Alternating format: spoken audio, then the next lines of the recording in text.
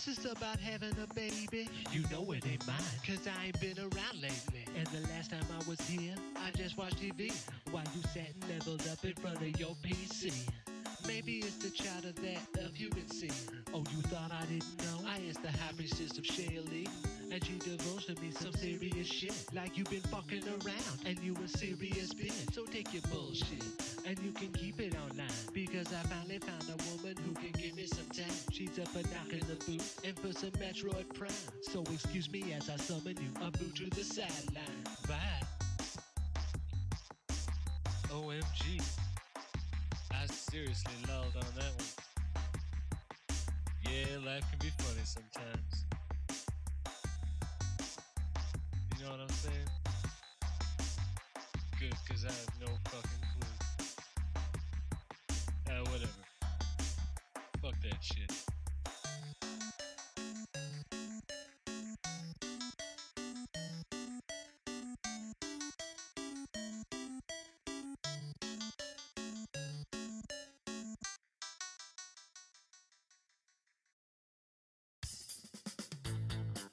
Yo, Doomsday. Give me some more snare in my headphones. Yeah, alright. Check it. I heard some people talking that the hawk fell off.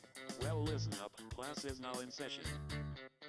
Yo, the hawk is back for the attack like Dakin, rocking the mic like a panther stalking prey, so get the hell out of my way. Step to the hawk, there'll be hell to pay. My beats be denser than a neutron star, tighter than a nun's ass, doper than the drugs are. King of nerdcore, I wear the crown, like a weeble I may wobble but I won't fall down. Brighter than the beam of a zettawatt laser, sharper than the edge of Occam's razor. It's safe to say that I'm smarter than you, I know more about physics than Half-Life 2. You can't quite believe that I'm thinking compared to me, you're daft like Carl Pilkington, but it's all good if you're down with the hawk. So come on everybody, it's time to rock. Rock out with your hawk out. Come on. Rock out with your hawk out. What? Rock out with your hawk out. Sing it. Rock out with your hawk out. Wikipedia calls me a fictional rapper. See how fictional I feel with my foot up your crapper. I'll shoot you in the face, leave you bleeding in the grass. You heard me, punk. I'm going Cheney on your ass. I'll stuff you in a box like Schrodinger's cat. You'll be dead and alive until such a time as that I check and make the wave function collapse. And if you ain't dead, I'll cap your ass. I've been busting nerdcore since before it had a name. Brunt coined the term, but I make the claim to be the progenitor of the nerdcore flow. So to all you nerds who be new to the show, I'll say this only once, so I suggest you listen. You only exist by the hawk's permission, but it's all good if you're down with the hawk. So come on everybody, it's time to rock. Rock out with your hawk out. Rock out. Rock out with your hawk out. Damn. Rock out with your hawk out. Testify. Rock out with your hawk out. Break it down. Damn, this is funky. Bring that shit in.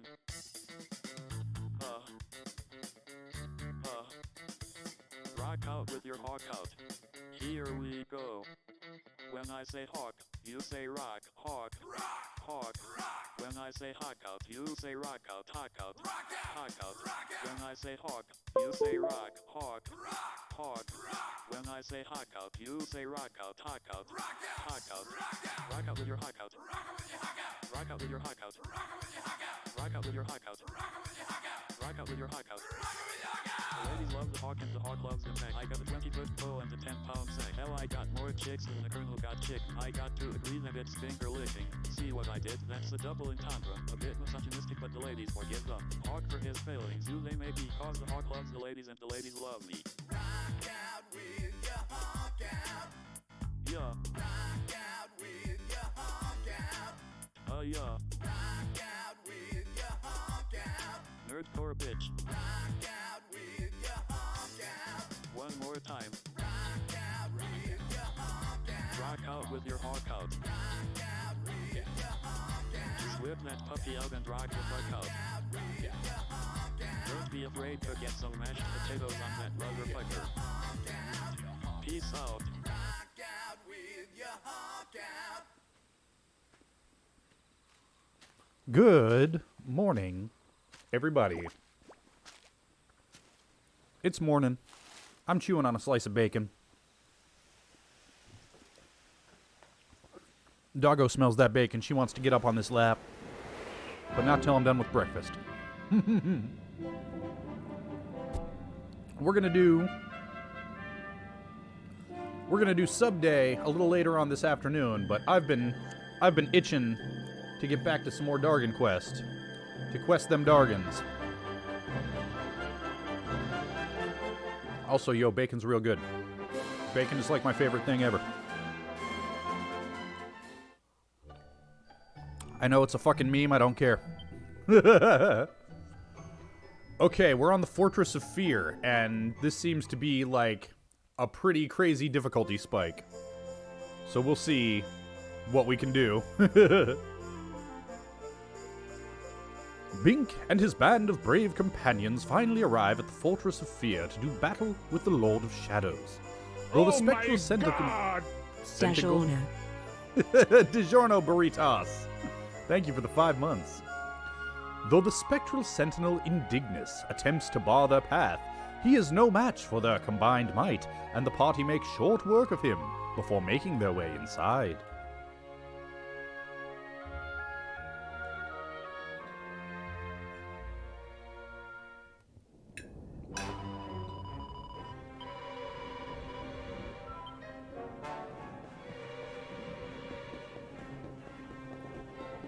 Alright, this should be interesting.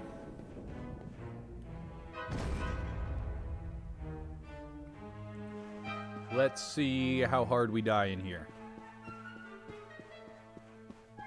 Who's this boy? Pardon me? Excuse me, I have to go murder the Dark Lord, the Dark Wizard, the Dark Wizrobe. Happy Beneversary. Thank you, Spazwaza.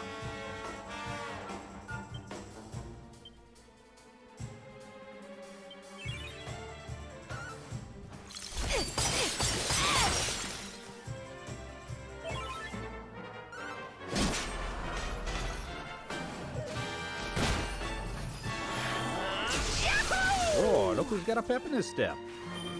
Ha ha! Morning, Zealous Sparza.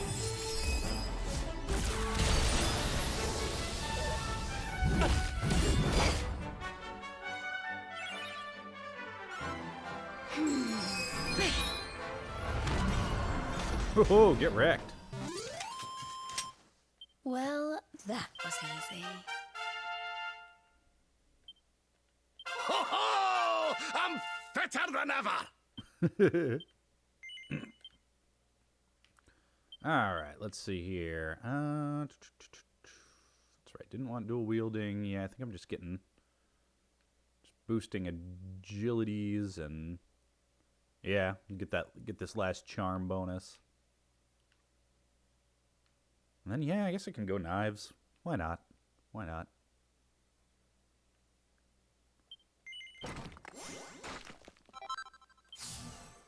Wonder what's in here. I'll probably find out eventually.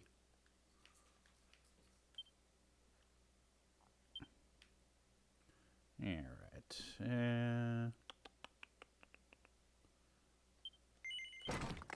Get him the rest of that magical might.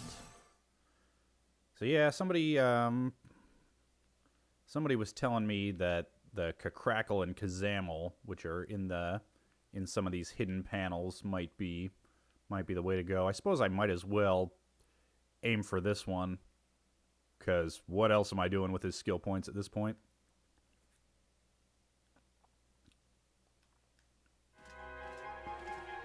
Also,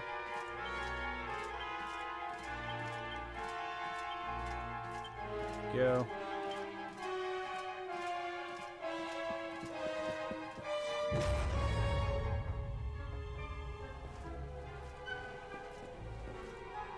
Let's see. Something tells me I can't get through these doors with the seals on them yet. Yep. Alright, well that makes my choice easy. Okay. Nothing up there. Like this.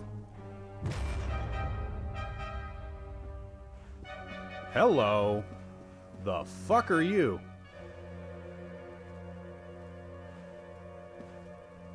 Is that like a mini boss fight? Because that looks dope. Whoa, hey! Hey!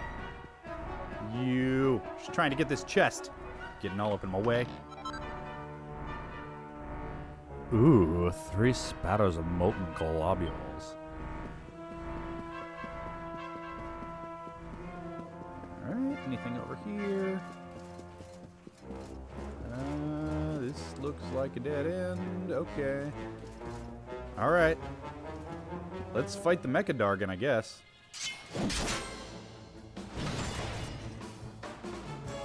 Ooh, wait, I just got the first strike. You jerk.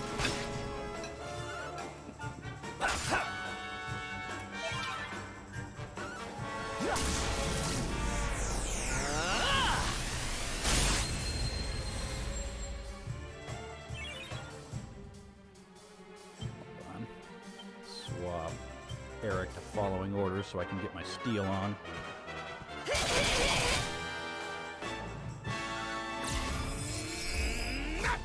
We'll see how these guys do on auto battle.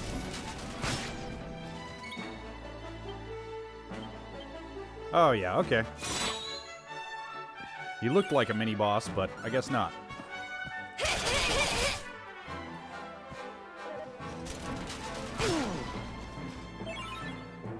Because he's already in the yellow.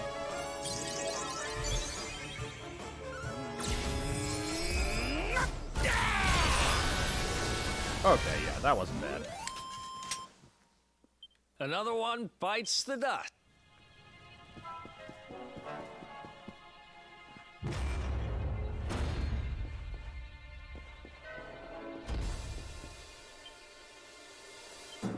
Okie doke.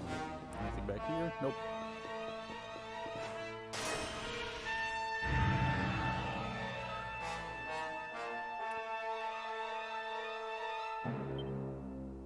Alright.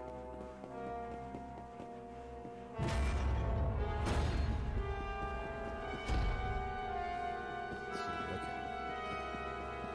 So back this way. And then, okay, this way. I think. No, wait, that's the entrance. So yeah, just straight across then. Looks like.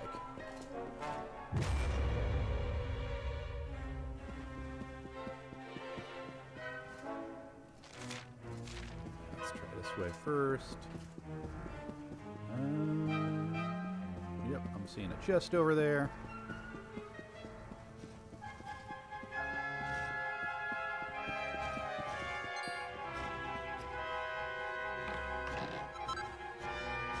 Pride of the Valkyries. Ooh.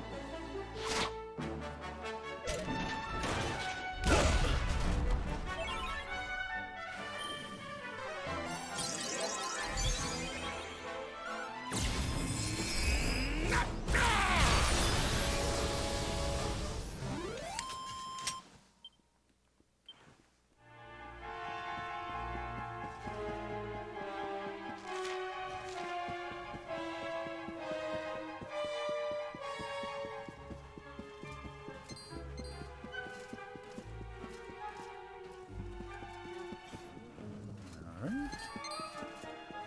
Anything back here? Yep, chest. Haha!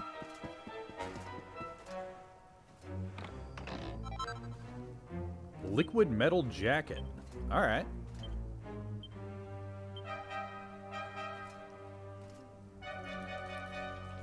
Protection against elemental attacks. Good boost to defense. Boost to evasion. Elemental damage reduced. Usable by anybody. That's cool.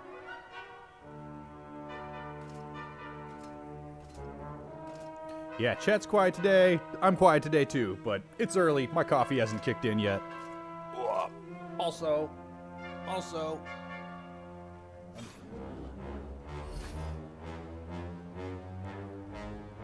Doggo stream. Oh, he's Doggo. Oh, he's Doggo. Hello.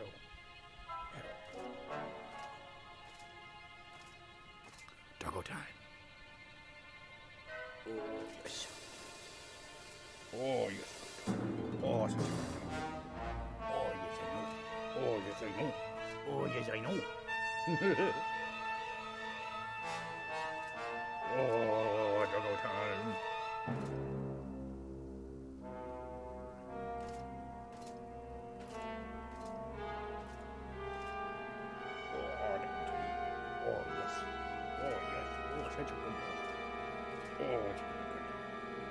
Oh, she's a good dog. Oh, such a good dog. Oh, you're a good dog. Oh, you're a good dog.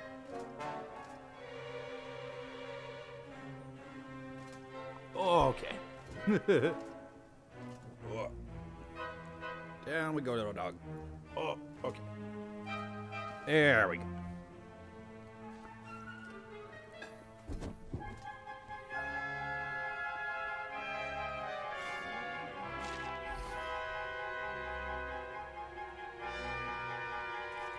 So let's see, who needs defense?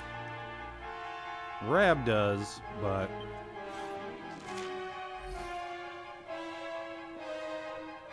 But yeah, this gives him might and mending.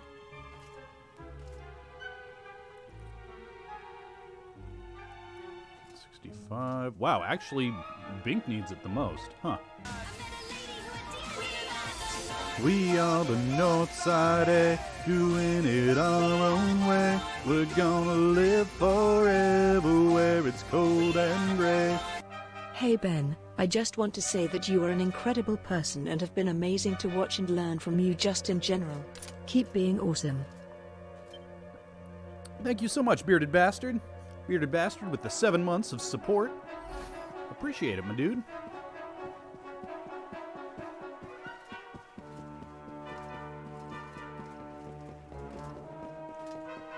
Yep, here we go. Oh no! Mimic time!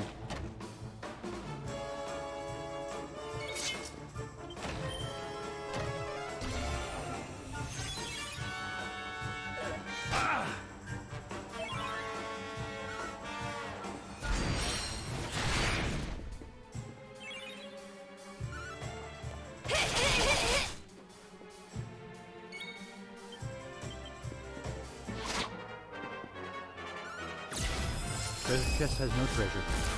Sad day.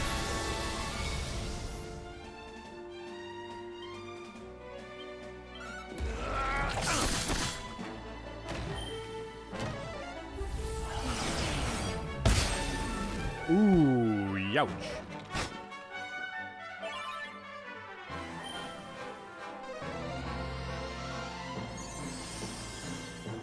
There we go.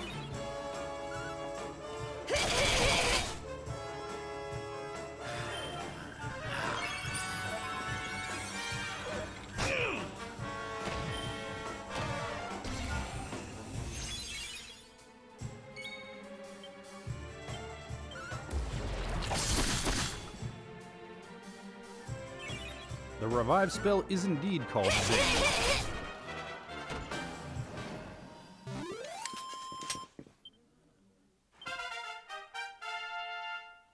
Alright, Jade gets a level up. Not much steel points.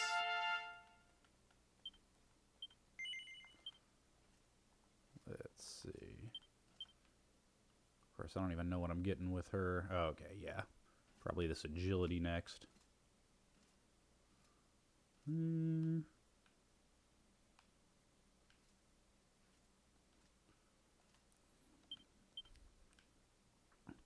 Let's see. I'm getting up into this block stuff with... Oh, yeah, I think I'm getting this. Alright. So, yeah. Okay. Alright.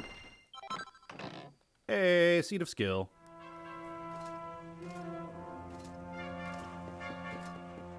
Alright.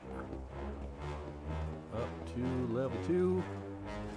Ooh, I chose the right staircase. This one's got pots on it.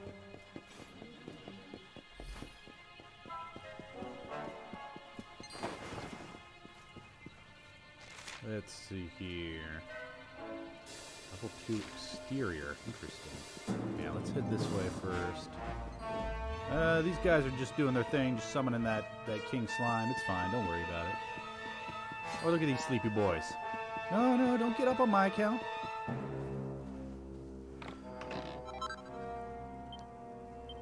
Technicolor Dream Cloth. I can dig on that. Okay. Let's see. That one's... Huh.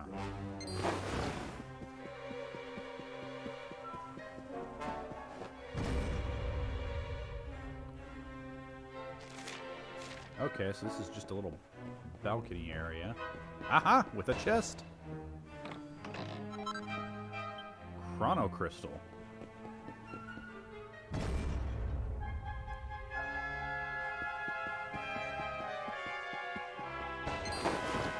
I'm guessing I have to actually fight this dude.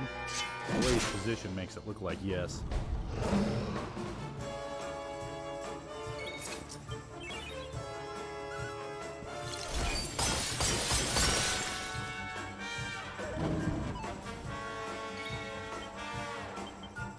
What's yours is mine!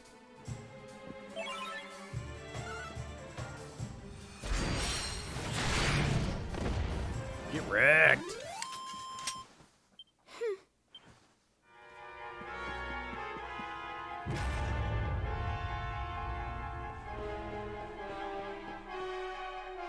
An evil force blocks the way ahead, but Bing senses that the power of the luminary will be able to overcome it. Okay, I'm gonna have to pimp hand this, or...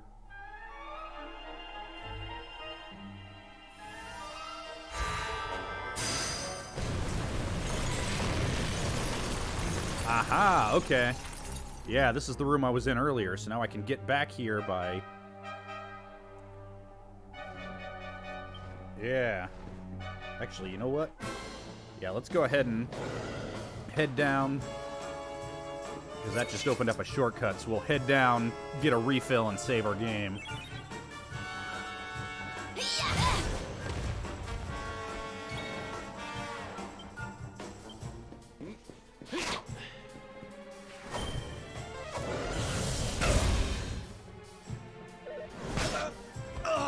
Oh!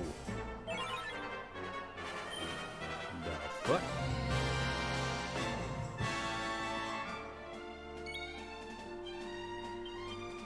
This one is sparkly. I can, in fact, ride it.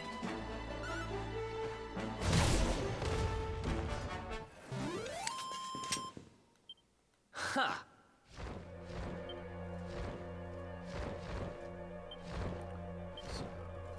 Bloop, there we go. Just head down here. Oh, hey, there's a sparkle doodle. Oops.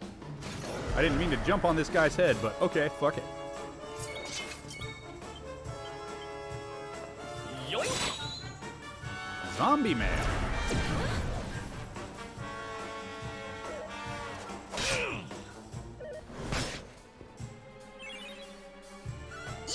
That sounds cursed as fuck. But that's okay.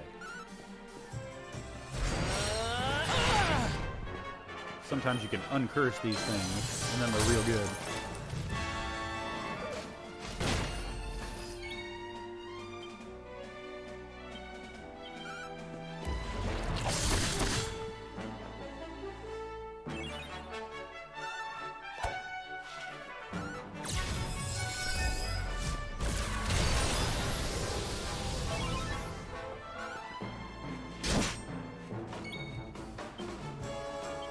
Get victimized!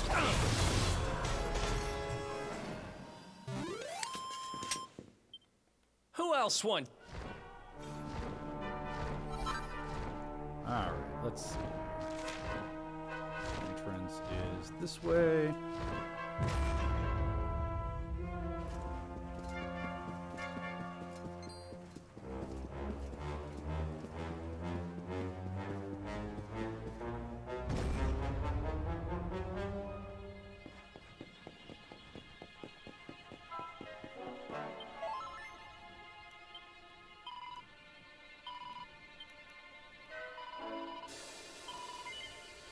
Save on.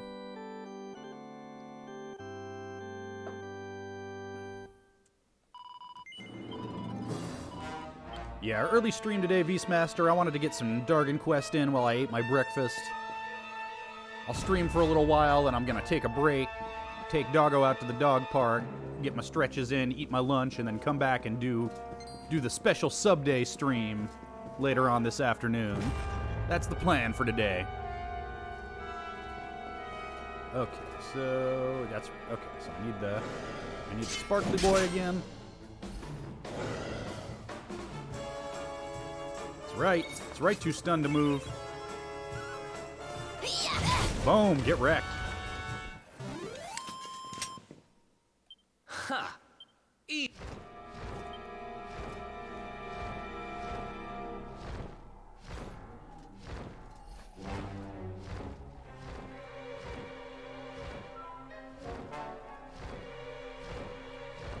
Okay, let's see here. So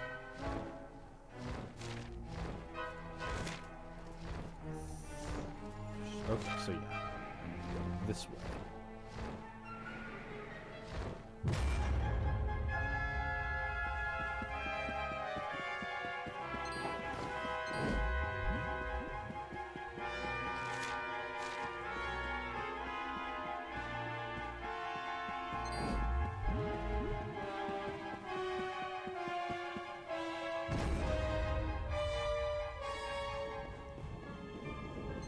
Look at this guy. Oh, look at this guy.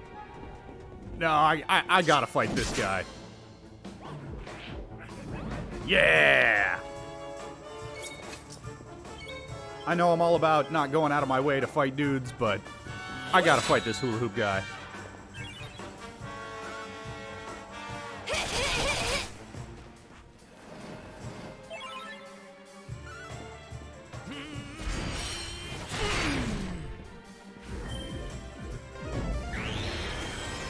Also, his name is Hooper Trooper. That's freaking great.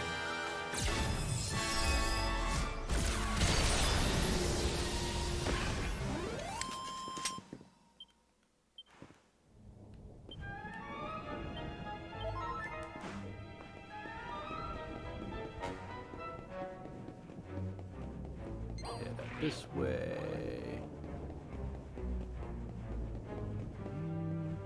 I already fought one of you. Get out of here.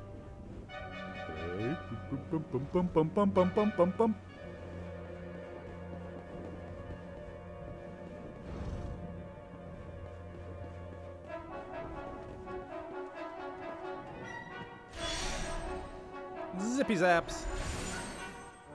Ooh, I get to be one of these egg boys again. Dope. Here, okay.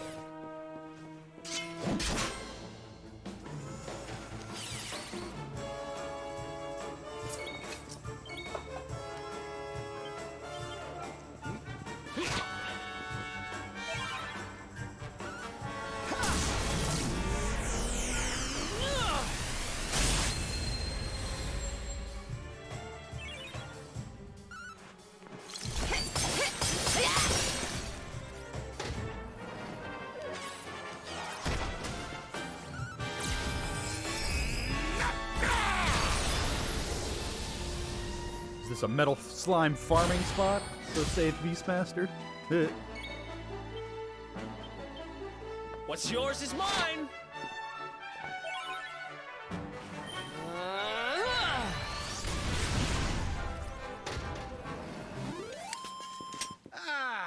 Yeah, I think I passed a couple of those now. Did I? Okay, yeah, there we go. Got it. Yoink. Boing. Boing.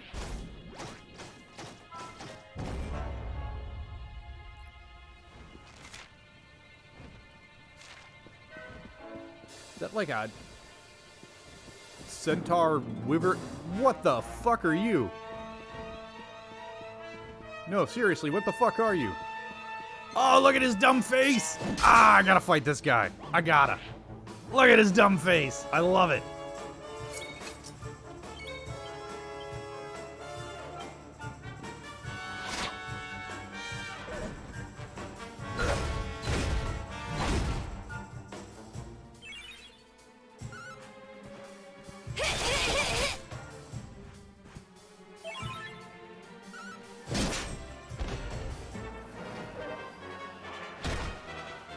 I'm not done yet.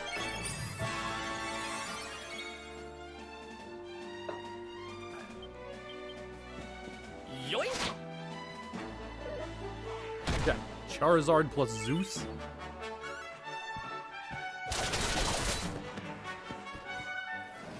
I like that. Who else wants?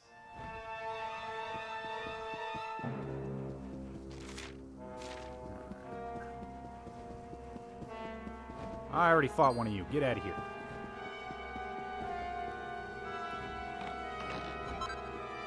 Ooh. General's jackets, General's jackboots. Cool. Let me head down here. Past Flexi Boy. What a fine day for science.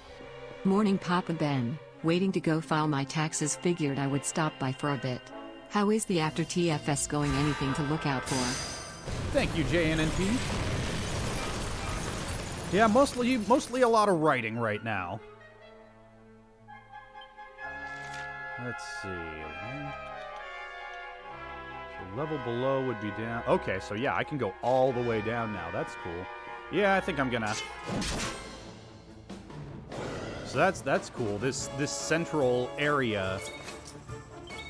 That's really cool. I can just return to it over and over. I really like that.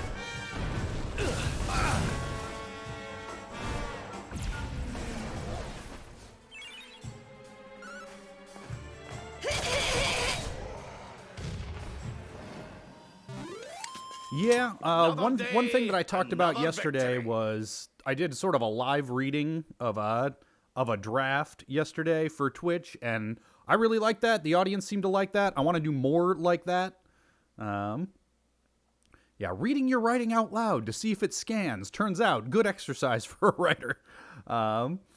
And another thing that I would like to do is do that as a podcast. Like when I finish a piece, I'll go ahead and record it.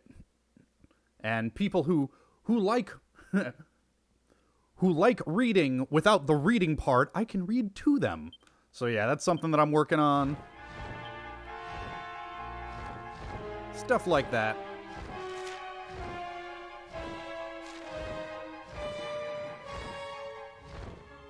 Oh, huh, I didn't even notice that. I can get over... There's this little balcony area right here.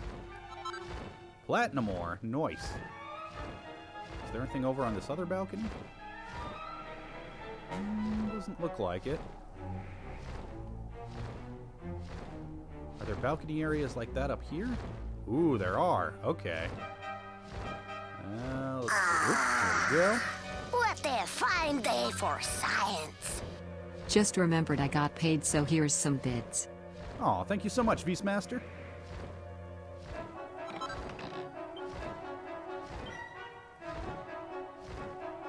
Alright, there's gonna be at least one more. At least one more floor up there. I imagine... Oh, there's another sparkly doodle that I missed. Nice.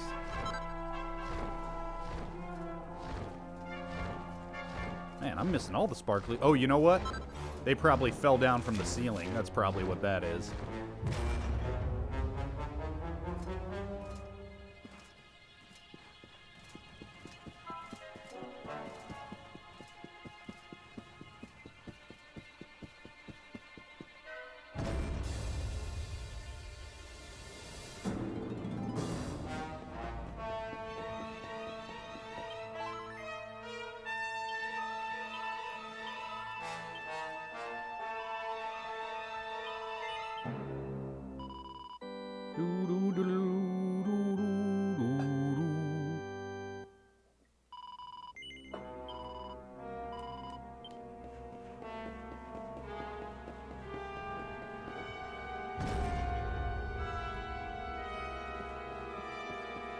How's it going, Mr. Timmy G?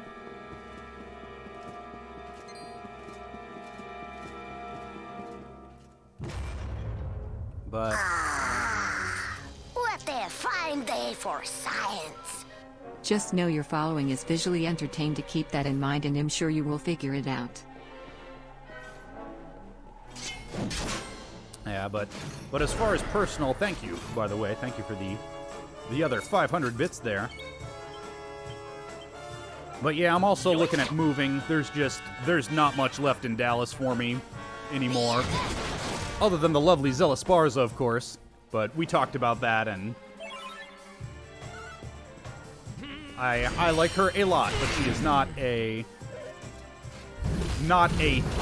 social and emotional support system all by herself. So I'm looking at a move to Phoenix. That feels like the place for me.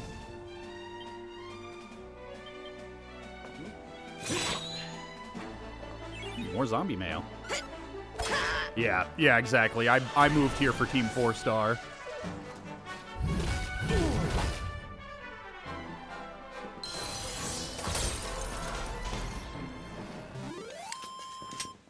Yeah, Tom, my mentor, he's in Phoenix. I would like to work more closely with him.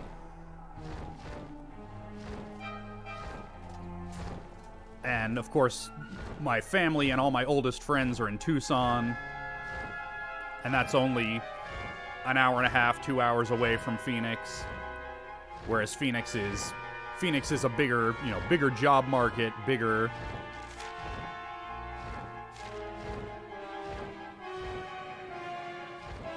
JNNP says, fuck Arizona, my opinion is skewed though. Hey, yo.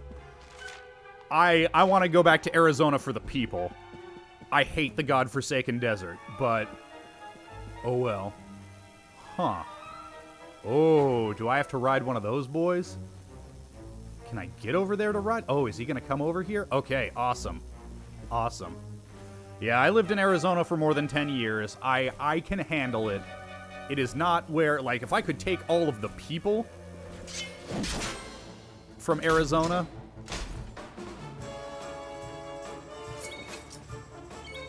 If I could take all the people from Arizona and move them to, I don't know, Colorado or someplace, trust me, I would.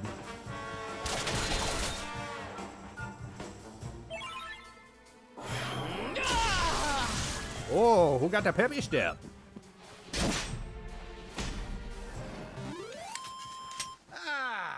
Not bad. Let's see, swap him out.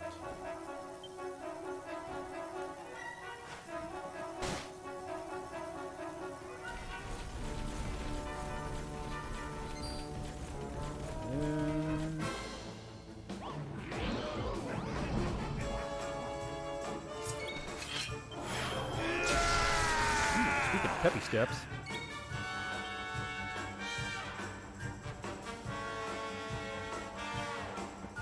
Yoink!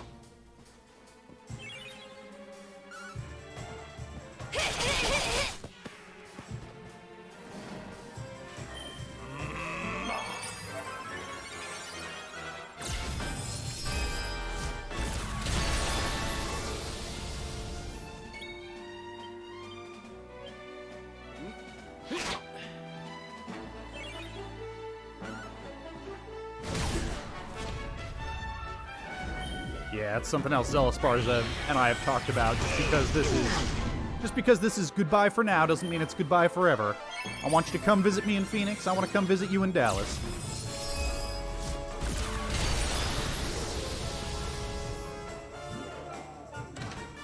The spellbinding smell of gold!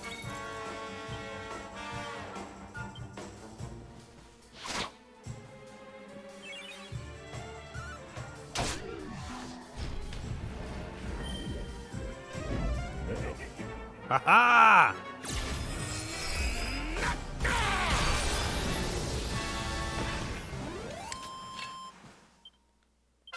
Oh yeah. Let's see, 5 skill points.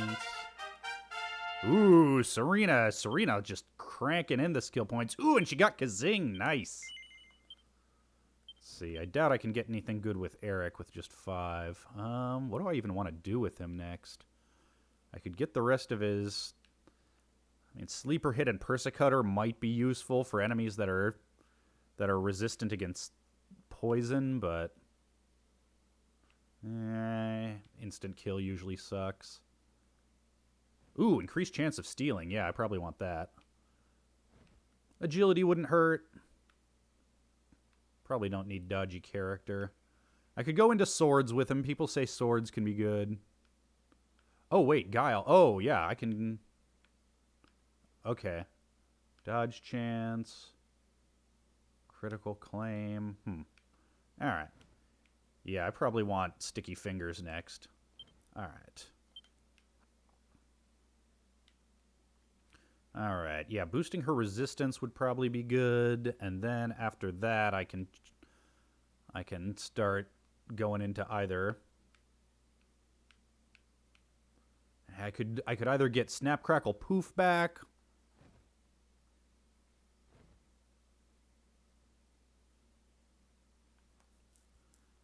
or... Yeah, I probably want to go into Heavy Wands with her. But, alright, well, we'll get this first. Bloop.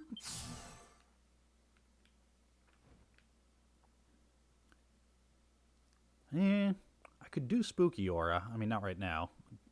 One shy of it, but I don't know. I've already got, like... I've already got one buff spell, one magic offensive buff spell, so, Yeah, I probably want to go Heavy Wands with her again.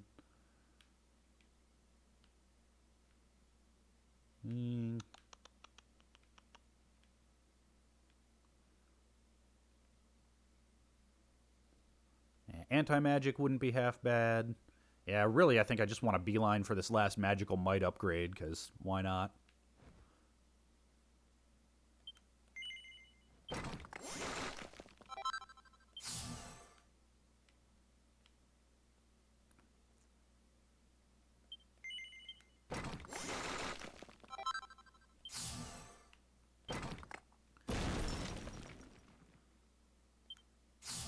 And actually, yeah, more pep chance is always good. It's expensive, but once I get that last Magical Might, why not? JNNP, yeah, there will be an afternoon stream at 2. Actually, hold on. Let's... Let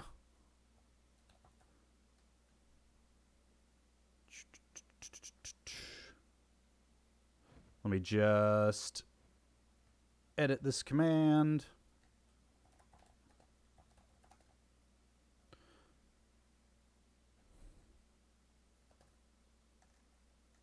At 2 p.m.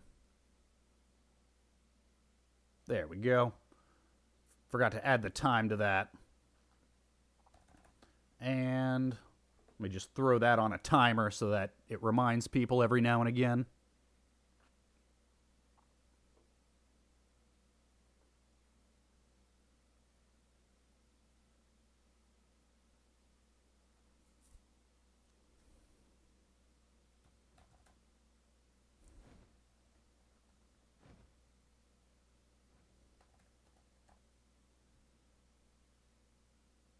There we go.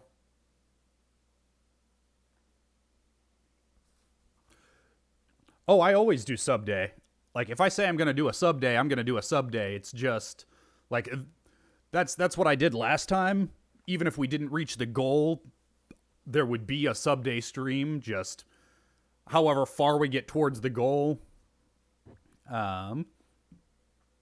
changes what happens. So that's why I set the goal so high. Was I'm going to have 46 lives.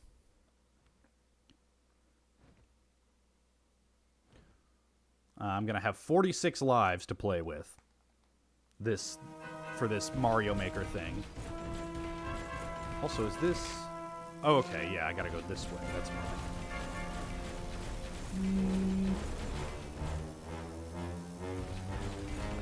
Is there anything here, though? Is it just...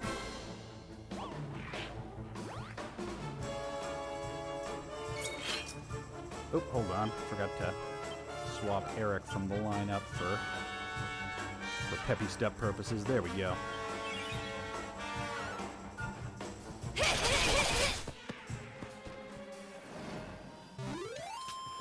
All is well that ends well.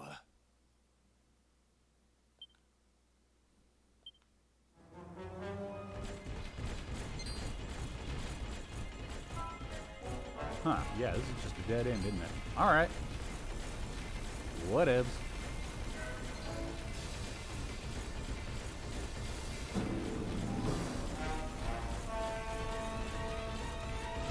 Let's see here. Okay, so...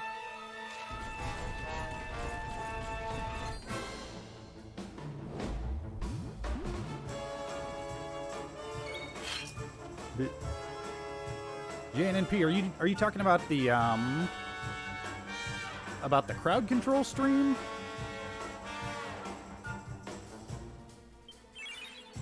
I'm confused.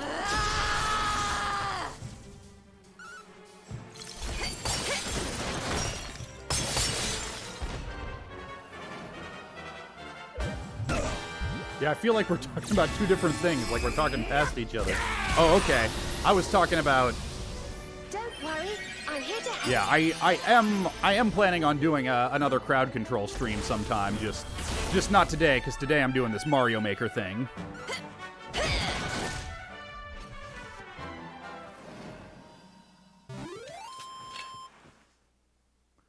Also, yeah, okay, yeah.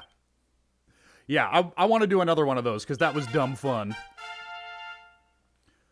Might do one of those tomorrow for people who would prefer to do that than watch the Super Bowl.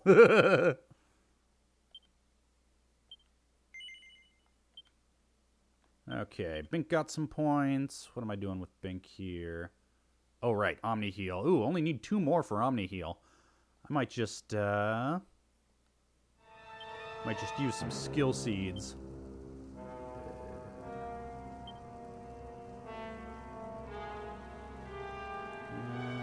Seed of skill. Here we go.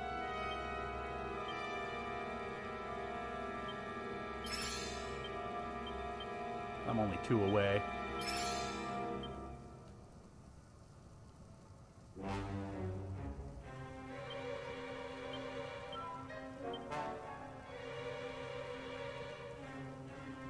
Man, MP costs 64 though. Yeesh. Oh well, fuck it. Yggdragon's Blessing. Requires all 4 party members to be pepped up. Let's try it. Let's do it. Line up. Because Jade just got that pep. These boys are all pepped.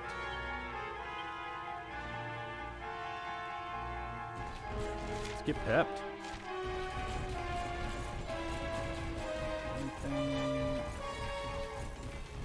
Let's check out this dead end first. I'm guessing this is, yeah. Oh no, there's a chest over here. Alright. Mini medal!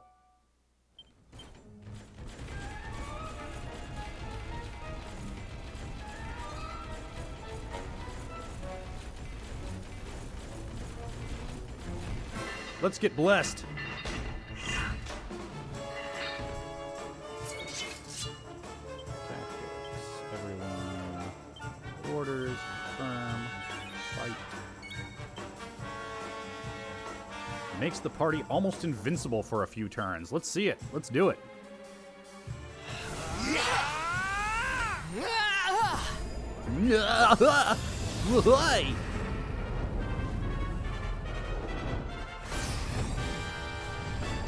Drag, rock the drag.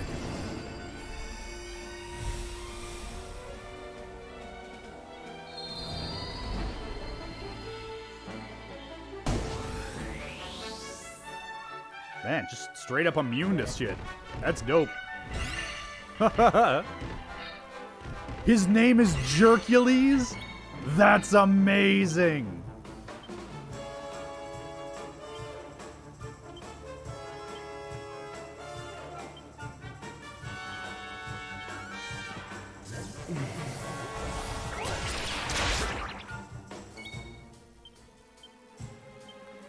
I want to steal from a Jerkules.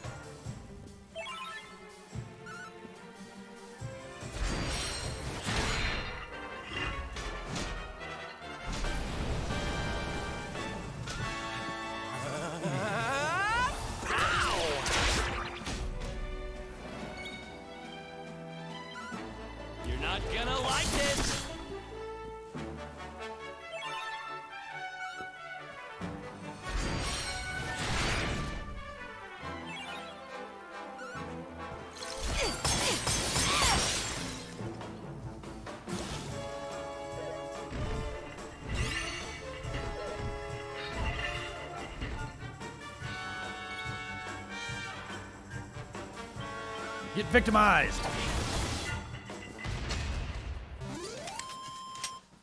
Dolabera, I have not watched The Magicians. Easy. I read the books, which were sort of only just barely good enough to make me keep going.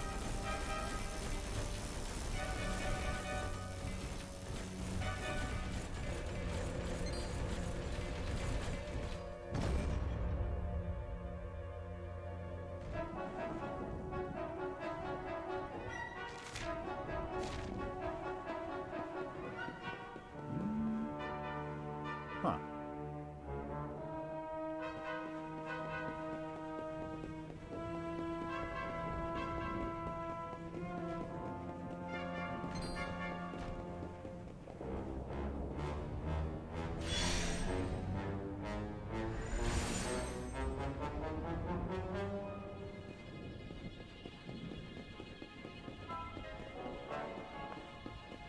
Yeah, the books were kind of sexy, existentially depressed Harry Potter. But less good than that sounds.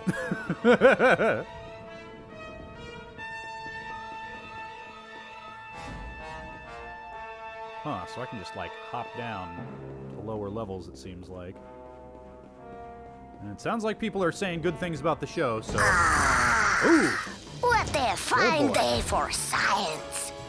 Also personal preference, I work at like 10 p.m. or time, so either morning or early evening would be best. Just me though. Alright. Well, yeah, I don't tend to do too many late-night streams, so no worries. And thank you again, JNNP, for all the support, as always.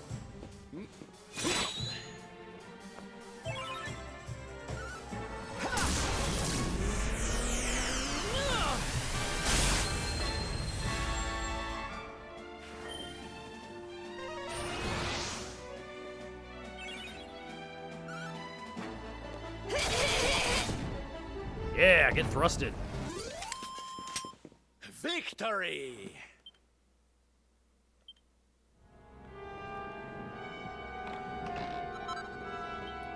Bar. Okay, so do I have to hop down? Is that what's going on? So we got this. Sure seems like it. Let's see here. Yeah, that's what it looks like. All right.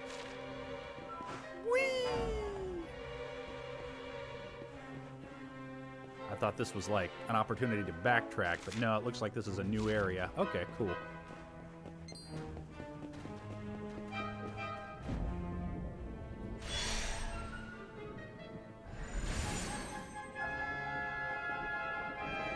Yeah, the books at least had a lot of Narnia to it as well. But like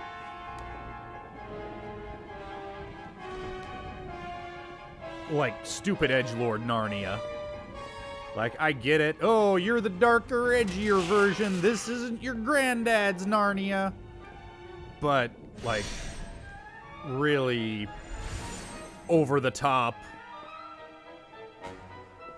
Like, okay, yeah, I get it. It's Narnia, but it's dark and edgelordy.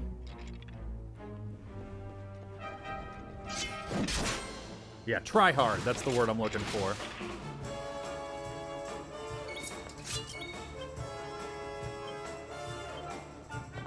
Yoink! Okay, first season of the show is Narnia? Alright.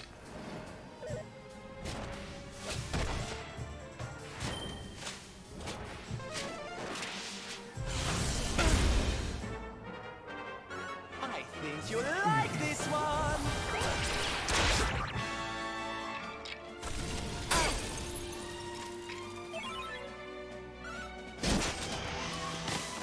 Yeah, it sounds like maybe they toned it down for TV, which honestly, it could maybe have used a little bit of in parts.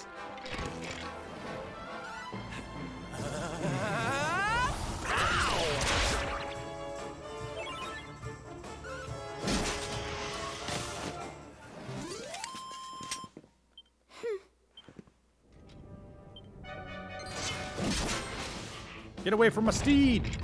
That's my steed!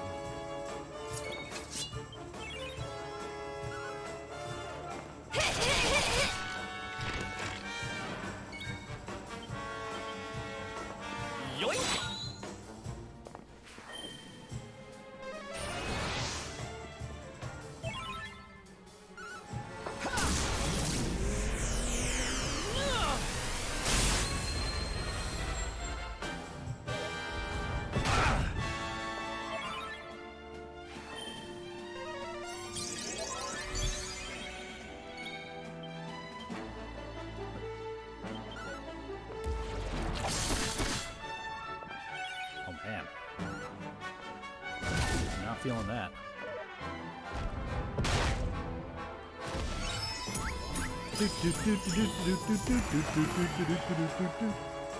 Man, that hustle dance is real good.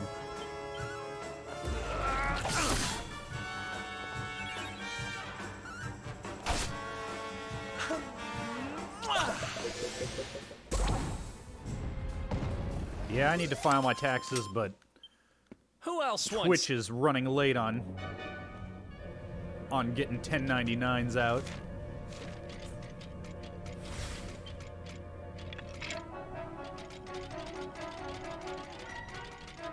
They say they'll have it by the end of February. Okay. As long as you do. The Wheel of Time series is in production now? Oh, man. Did any of you guys ever see they did a pilot for the Wheel of Time? And it is so bad. It is like The Room level bad. Only more boring.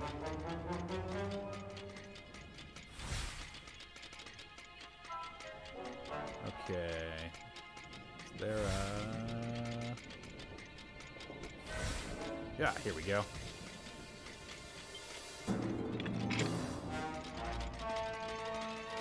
Filing taxes should be pretty easy for me this year because my only paychecks in 2018 were Team 4-Star and Twitch. So it shouldn't be too bad. Oh, who's this boy? I could probably go around him. But fuck it, let's fight this Dargan! I mean, he's a pretty good Dargan. I don't know if he's a great Dargan.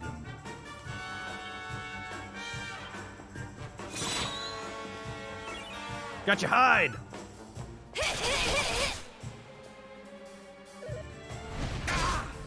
Oof.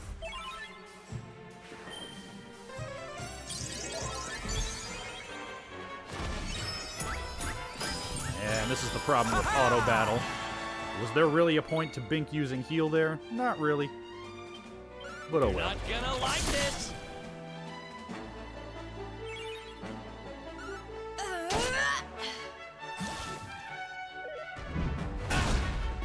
Oof.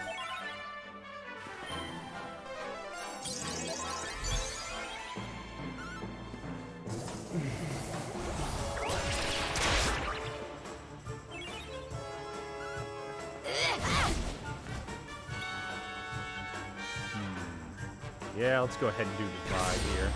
Let's divide and conquer here.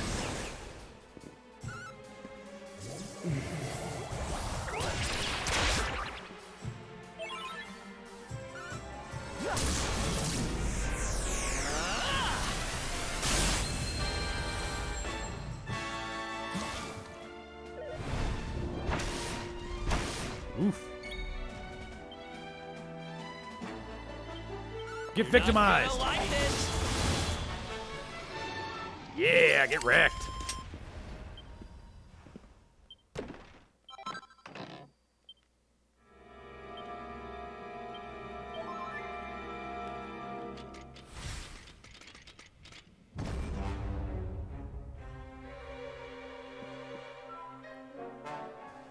Alright.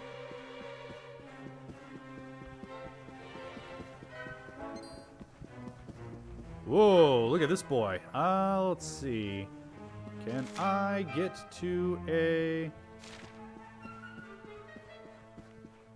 Can I get to a save point before fighting that boy? Let's see, that's... Nope. Nope. Okay. Yeah, can't get across to either of those. Alright. Well, that being the case... This party's starting to run low on resources, so let's just do some swappy doodles.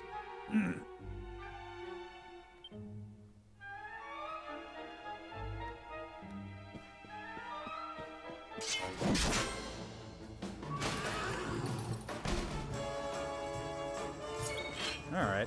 This guy looks all ferocious because he looks like that boss that was kicking my ass, but maybe this is alright. Lost leader? That's pretty good. Oh, desperate attack. Holy shit.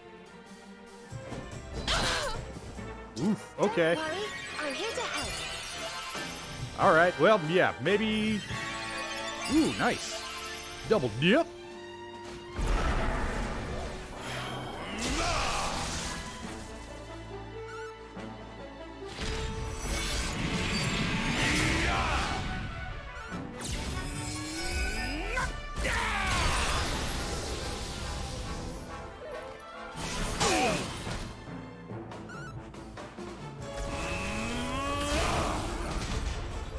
How's it going, MC Argaslam?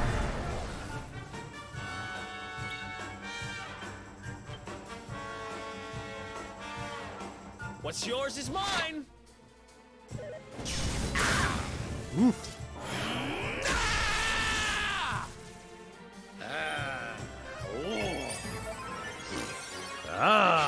Ooh.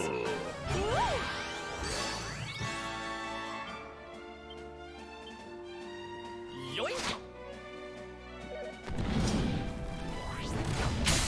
Oof. Hot damn. Oh, jeez. Oh, jeez. Pull your socks up. Almighty Idrisil, hear my prayer.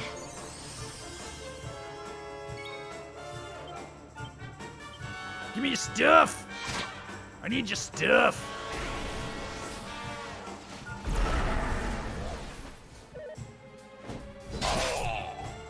Pull your socks up. We'll soon have that patched up.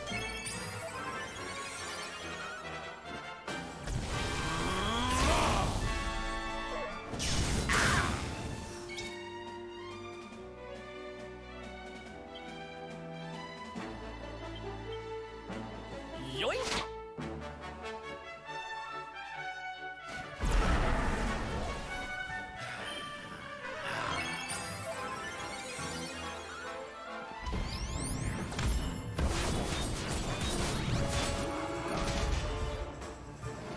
I hope this helps.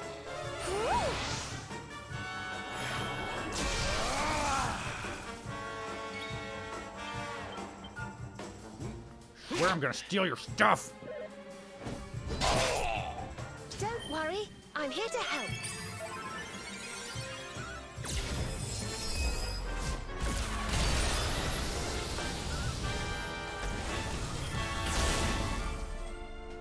Ooh, get paralyzed though. So wait, victimizer. Oh yeah, it does work on paralyzed enemies. Get victimized. Oh. Weak sauce.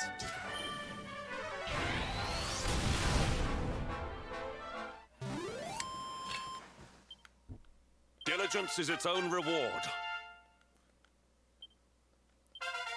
Hendrik gets stuff. Rab gets stuff. Oop, Rab gets to crack. Sylvando gets stuff. Nice. Let's see here. Sylvando. Alright, yeah, can't quite afford this agility yet. Rab, I was gonna get... So I got that magical might.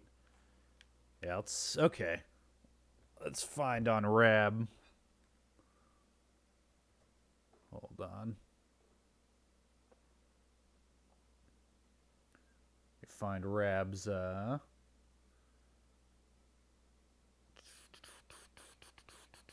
Find Rab's, skill tree here so I can see what I'm going for.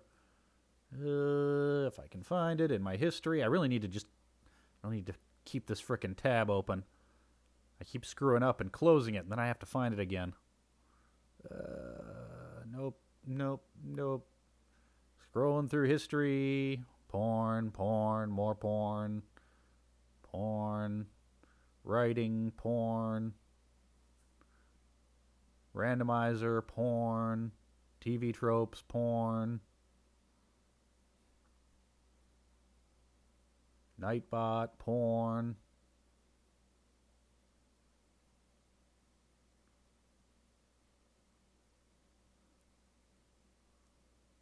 Nope.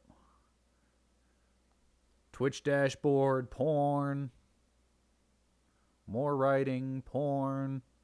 90s X-Men animated series for some reason. Tale of Two Wastelands website. Jeez, how long has it been since I had this stupid thing open? I suppose it's been a couple of days since I've played some Dargon Quest.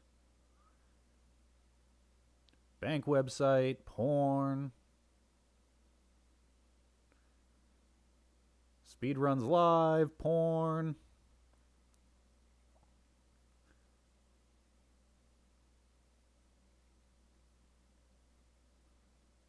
Okay, hold on. Should be in here somewhere. Oh, nope, not that one. Oh, is it this one? Is it the Neo Seeker one? Yeah, okay, found it.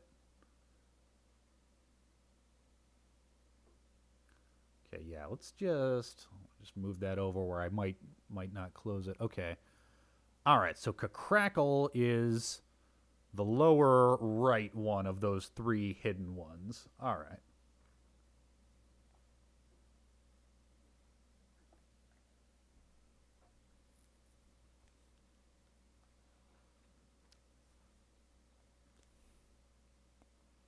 Okay, so yeah, it's this one that I want. So I need all three of these to open it up. All right. So that being the case, I'm going to have to get this MP boost. I'm going to have to get, let's see, this needs 4, so, all right. This needs 1, so yeah, okay. All right, so either way, I need 16, and then I'm going to need 20 for that one. All right, all right, all right. So yeah, actually, it doesn't matter which of those 3 it is. I need to get all of them. All right, that's fine. Let's see, and I think this is the pep-up thing that I was trying to get. So, boost up his chance of blocking, yeah. Ain't nothing wrong with extra pep. Extra defense wouldn't hurt either. I mean, he's already pretty beefy, but wouldn't hurt. It's not like I'm doing anything else with his skill points. I've pretty much got all the Axis stuff that I want. Hatchet Man could be good if I start hunting metal slimes, but I don't have to worry about that for a while.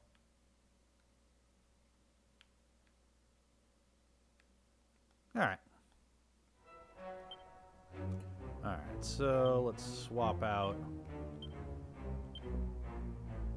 Reb and Eric.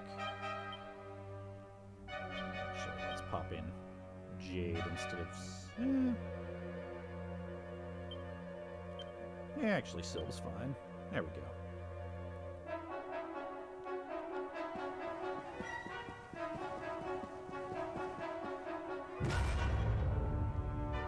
All right. Dope. Dope. Get to get another fill up here.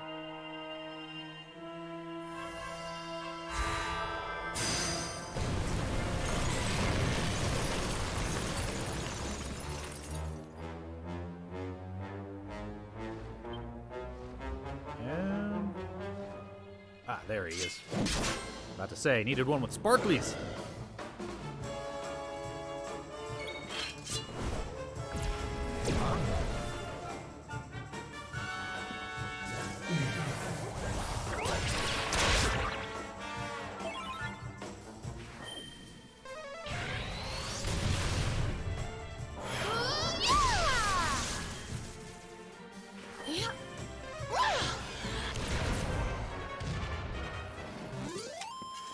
Wonderful.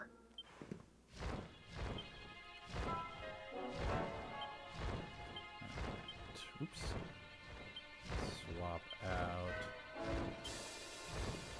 Serena for Jade.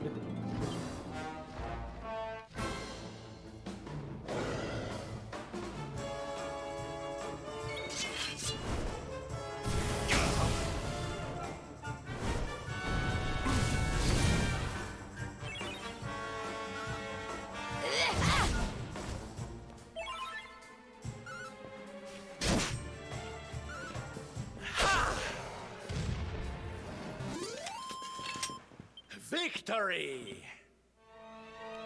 Alright. See, it looked like... Okay, yeah. There's one more of these balcony areas.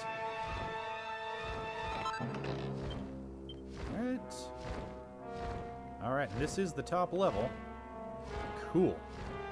Let's flutter on down.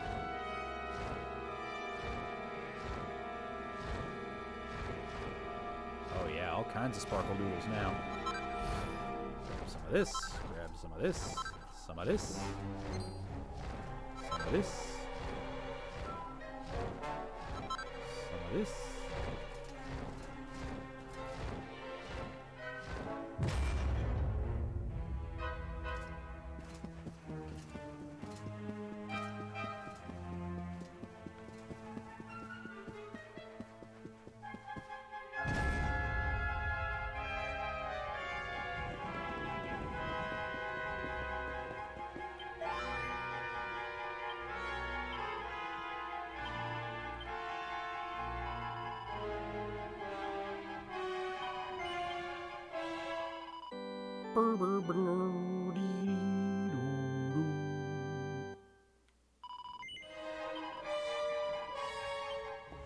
Alright, there's still that locked door on the ground floor there.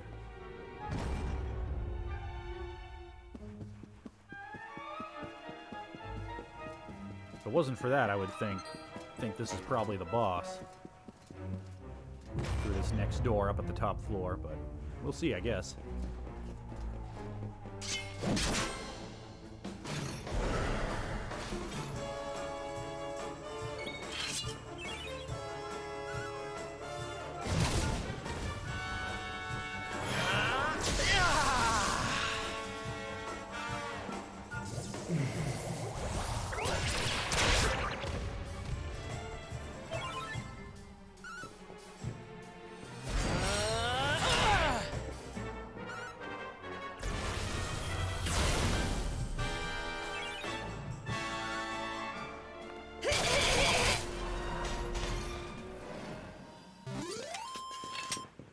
We win again.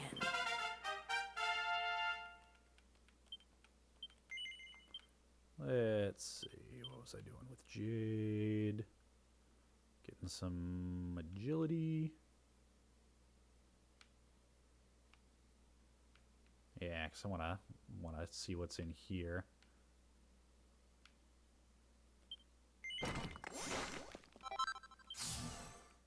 Get some agility, get some HP.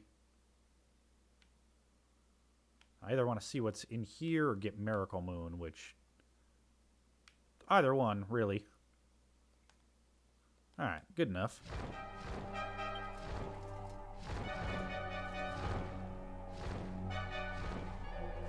Didn't miss any more sparkly doodles. Nope. There. Alright, all the way up to the top then. I feel like I'm getting close to a boss fight, so I kind of want to save everybody's pep. I think this is the top one.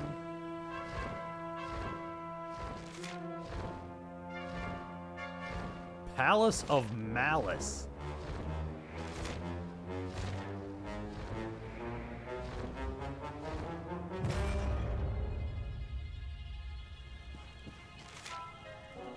Oh, interesting. Is this where I was before with the, Oh, man, Okay, yeah, I guess I'm not quite as close as I think, so I probably shouldn't bother to save those peppies. Let's just throw everybody in here. Everybody with peps. We'll see what we can do here.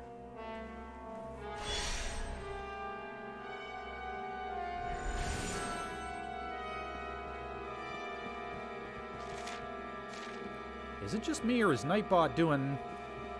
It's only set to do that every 15 minutes.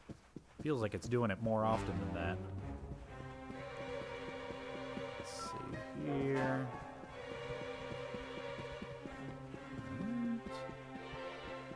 Is this locked? Is that why it's red? Oh no, it's just... Ah, here we go. Another one of these switches. Is it 15 minutes since last time? Okay.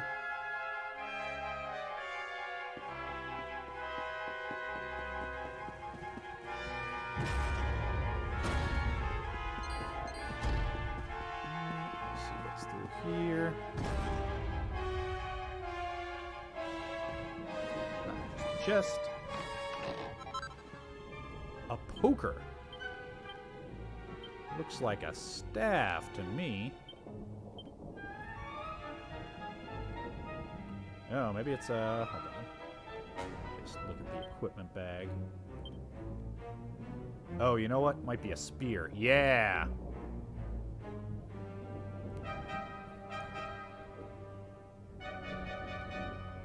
Alright. Let's see what Jade can do with that. Alright. Attacks cannot be blocked or parried by enemies. Charm up, which doesn't matter too much. Pretty good bonus to attack.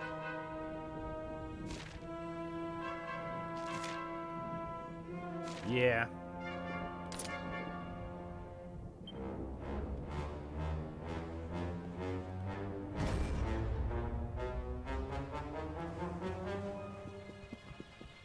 Alright, so I'm guessing I'm just going to have to go back to the other side, hit the other switch, and then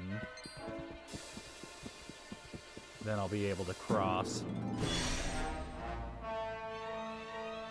Yeah, her appeal line uses charm. I just don't have her spec'd into that right now. Huh, that's interesting. That gave me routes to the left and right.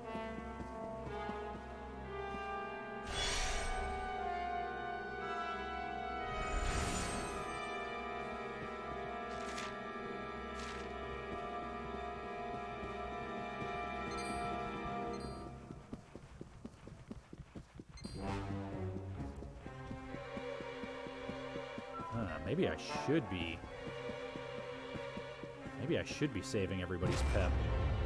Seems like I might be able to finish this out without much more in the way of combat before I get to whatever boss. Okay, that just gets me to the left and right.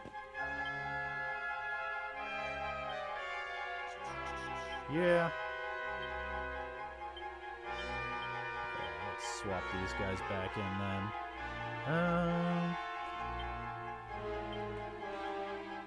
Yeah, if somebody's gonna lose their pep before the battle, I want it to be Rab, because he's kind of the weak link here.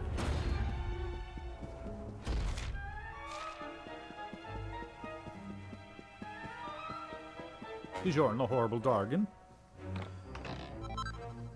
Stardust sword. All right.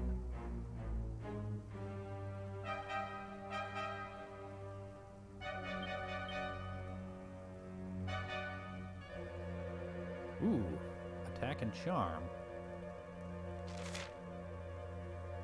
Alright. Yep.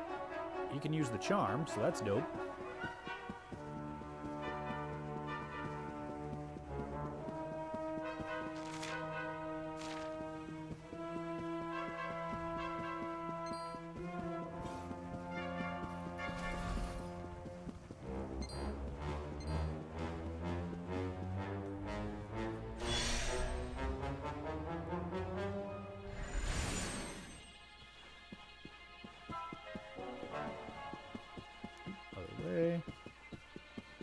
I suppose I could rush back and pop a save, but...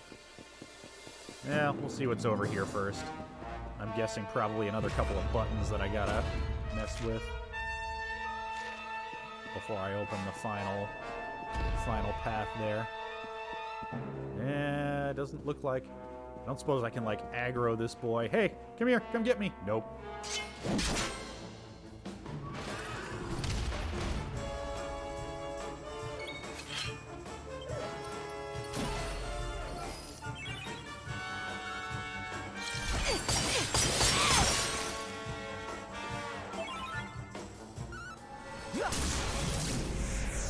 Beastmaster looking for digital versions of early Dark Quest games.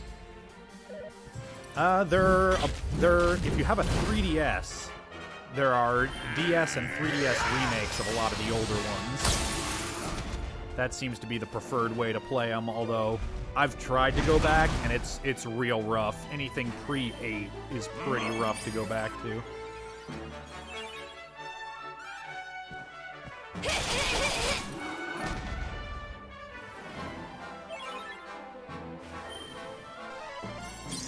Yeah, there are iOS and Android versions of some of them, although Squeenix's history with mobile ports is not great. They might be okay, but I would look into them first. Because these are lengthy experiences, and you don't want to put like 30 or 40 hours into something only to find out, oops, this is not the right version of the game. This is not the version that you want to be playing.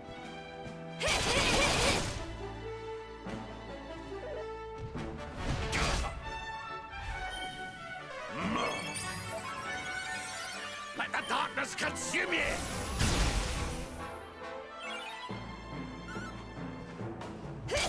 MC Argatlam says Dragon Quest 1 on mobile is good. Alright.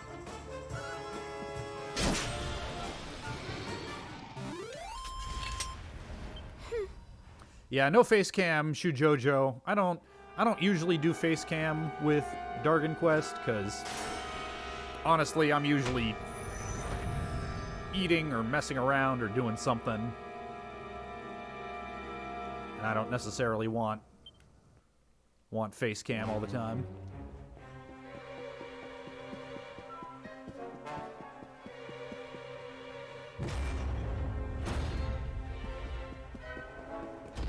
Okay, so that's the final thing. I wonder what's over this way then, though. What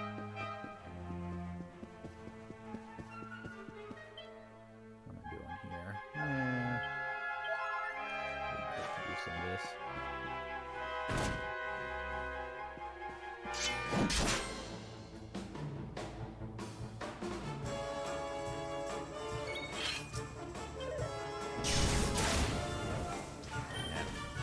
Two of these boys at once might be rough. Well, we'll see.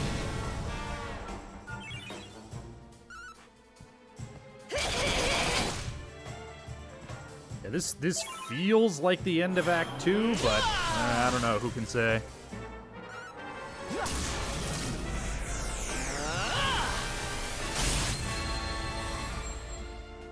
This'll make your blood run cold!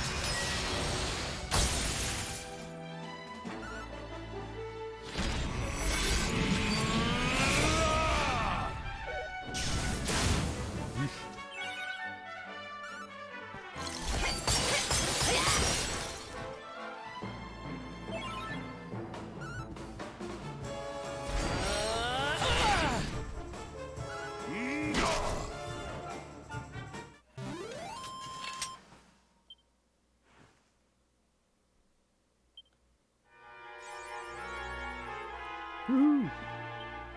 Rolling in monies. Let's see.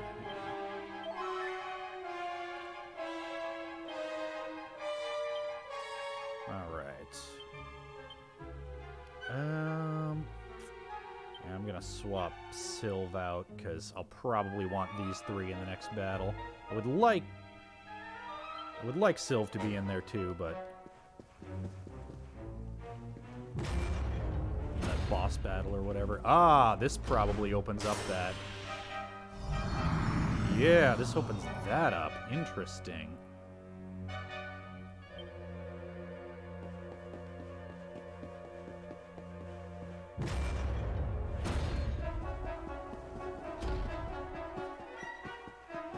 So now the question is, where do I go? That's the Palace of Malice. Alright, well, yeah, let's run back and get a fill up and a save before I do anything.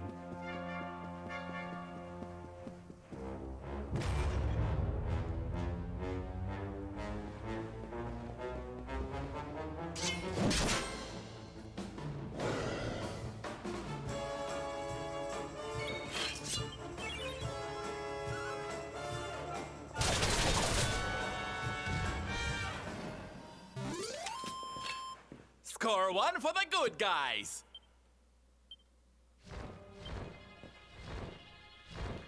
I feel like I want to go through that red door first.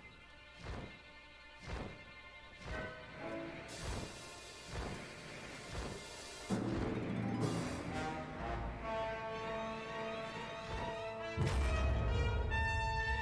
formerly red door.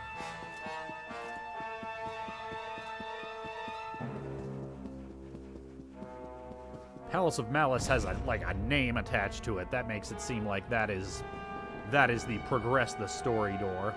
So what? Camera? Camera, please. There we go. Get that fill up. Get that save.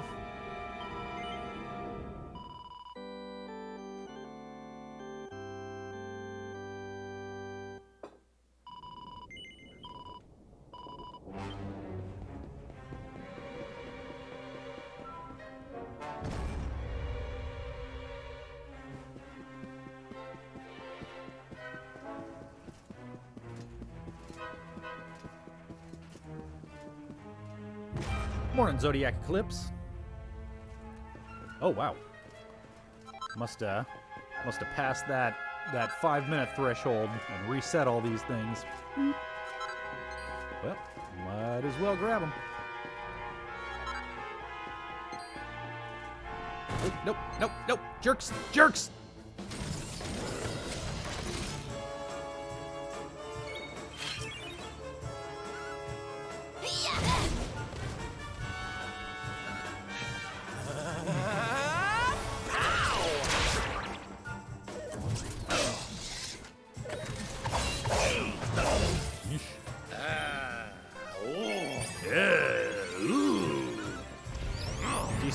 If I'm planning on any more recipes. Probably, but I don't know when or what. I feel like I've kind of... like, a lot of... Let's see, which way am I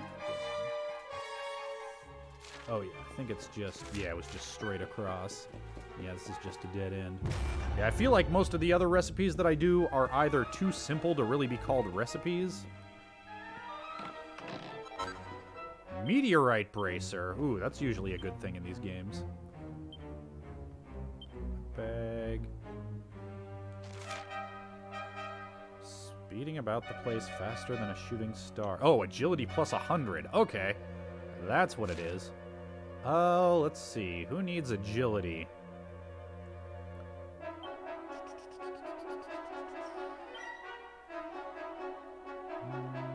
142, 94, 71, 177, 221, 139. Okay, yeah. Yeah, Hendrik. Hendrik has the lowest agility. So yeah, I think the only thing that agility does is makes your turn come around faster. Let's see, which one of these? So that's just attack plus 5. That's attack plus 8, yeah. Boop! There we go. Yeah, I don't think anything actually keys off of agility. Like, damaging abilities or whatever. Oh, and dodge chance, according to Shujojo. Gotcha. That makes sense.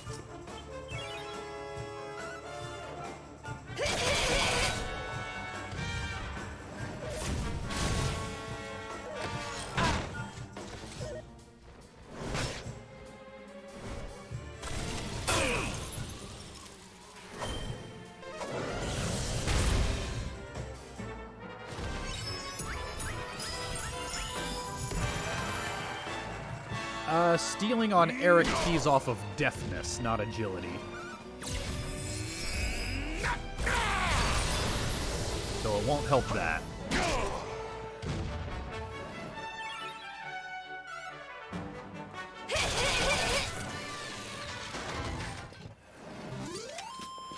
Ah, not bad at all.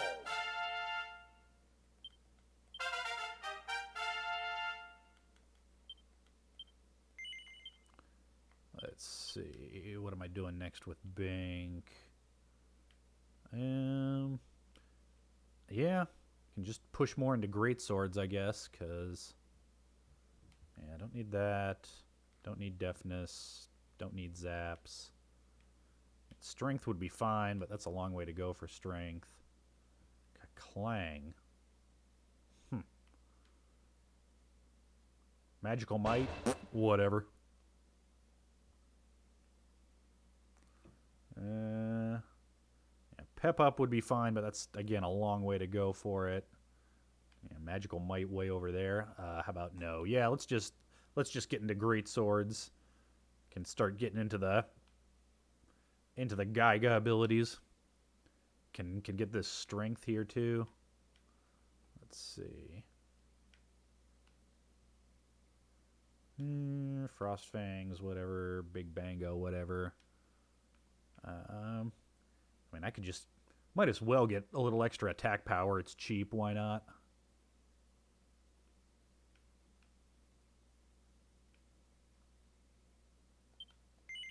And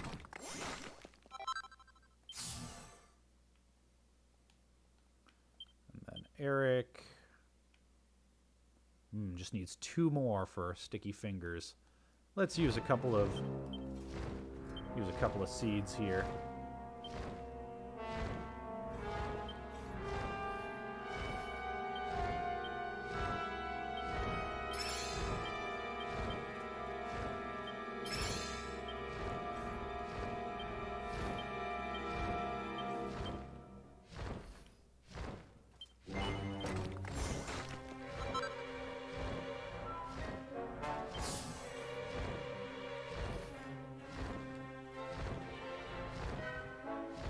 Alright, and back up. Actually, you know what? Fuck. I was about to say I could go do a save again, but... fuck it.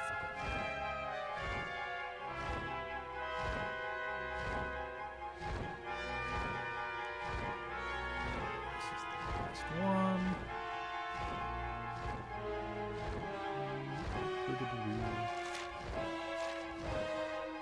This way.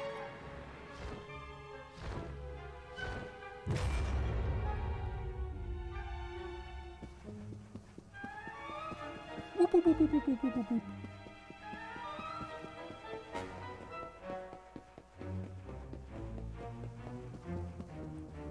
I suppose I could have grabbed that before saving too. Oh well.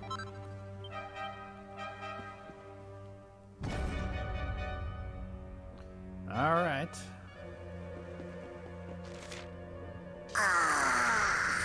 What a fine day for science. Good morning. Have some bitty booze. Oh, thank you, Haunted Toaster.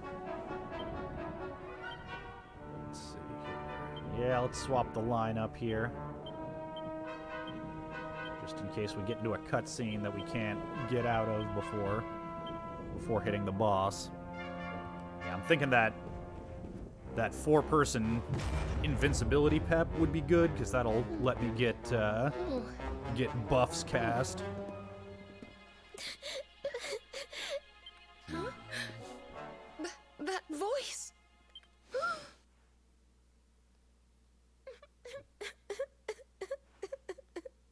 Veronica? Is it really you? Huh? It's not. It's the boss. It's the boss, fool. She's gonna turn into a horrible monster and we're gonna have to fight her. You're both here. Oh, thank heavens. I've been so lonely in this horrible, cold, miserable place all by myself. Yeah, because that's what Veronica always did, was, act like a little girl. Now you're here. Can I ask you something? That's right. That's right, the backler. It's blind. Can I ask you to die? Yup. Called it. You'll do that for me, won't you? I mean, I had to die and you didn't. That can't be fair, can it? So come on, what do you say? Will you die for me or not? I wanted to live, but because of you, I couldn't. So let's even things up. Come on, drop dead.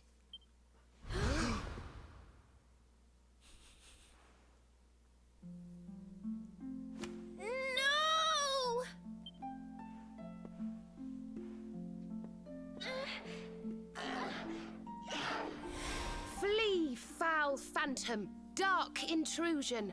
Light dispel this black illusion.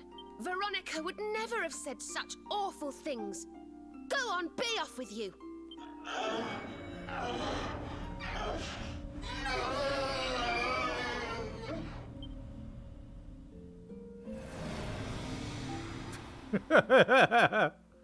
Nice. She didn't regret a thing. I know she didn't. She died with hope in her heart. Hope that we would bring back the light. Man, Serena's kind of the best, isn't she? This is your doing. I sense it. Oh, is this Jasper? Jasper? Yep. Show yourself.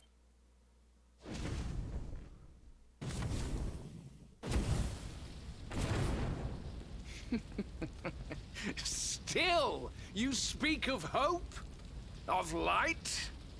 Even now, with one of your little band beyond saving, your faith is sickening.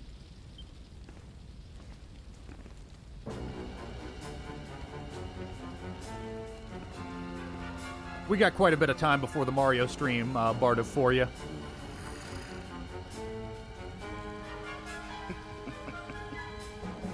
My dear Hendrik, still you cling stubbornly to life. You never did know when to give up. Yet another virtue to despise in you. You come here seeking an audience with my master, I suppose. Well, I'm afraid I shall have to disappoint you. I would ask you to leave politely. But we both know you are too pig-headed to listen, and besides, I would not want your journey to have been 2 p.m. in Central vain. Time.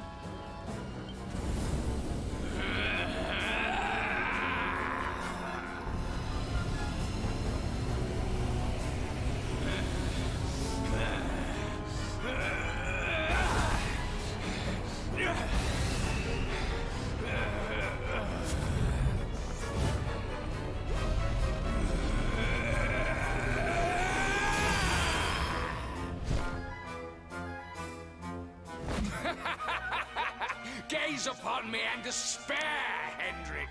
I have surpassed you at last. Fool! You have surpassed me in wickedness and naught else. Only a master of Words evil, indeed. Darth. But you will pay for them with your life. I shall offer up your broken bodies in tribute to Almighty Mordegon.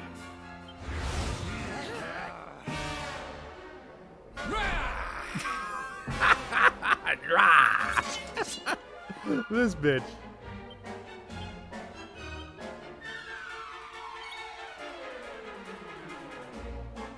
Now the question is, should I open up with the pep deedly?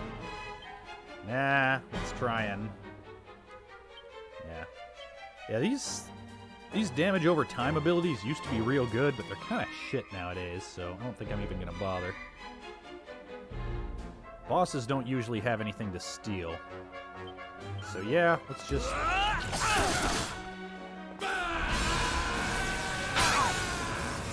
Oof, okay.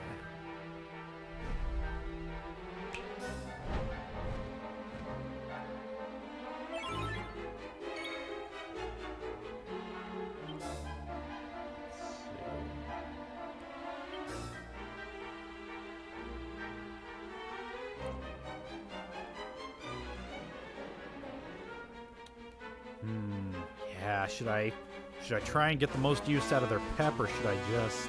Ugh. Yeah, let's just burn it now.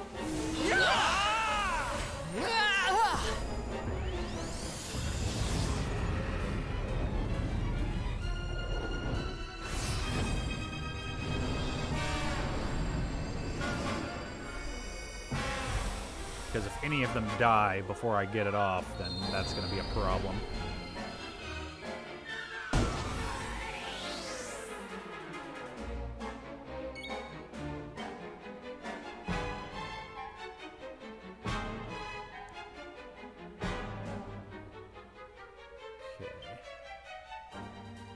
let's Perhaps this will help. oomph up Ben.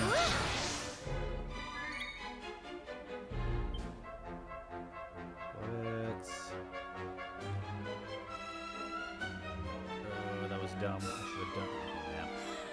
I should have done the oomph with what's his face. Oh well. Let's hustle dance. Get everybody back up to full.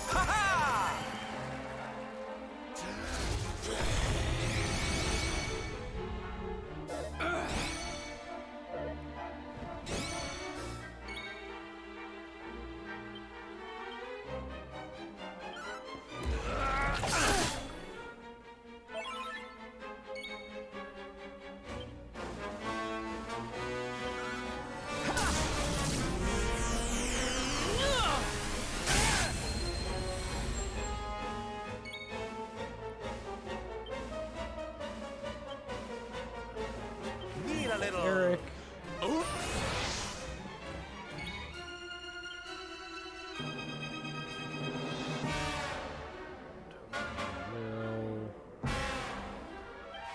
Buff everybody. That dragon invincibility is about to wear off.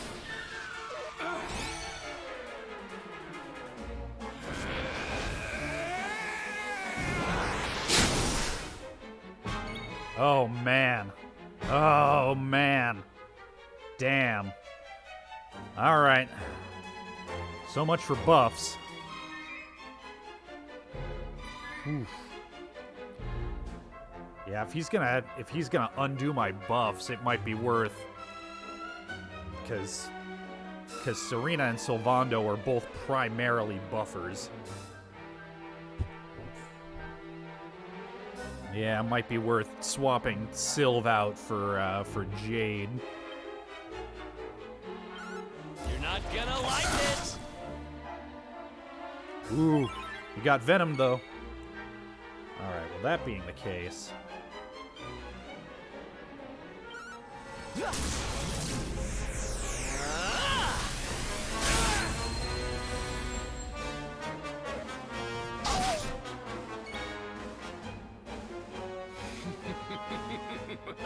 That being the case, I should still oomph Eric because he's about to hit him with a kill shot. Yeah, it does waste his action to unbuff, so it doesn't make a lot of sense to just stack buffs, but some amount of buffing is probably still good. That said, let's swap Sylv out for... Actually, yeah, Hendrik. Well, Hendrik or Jade. Hendrik might be good because Parallax can... Yeah, let's swap him out for Hendrik. For Heliodor!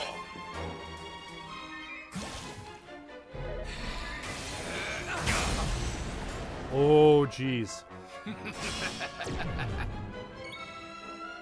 Okay. Hey! Gonna go for that kill shot.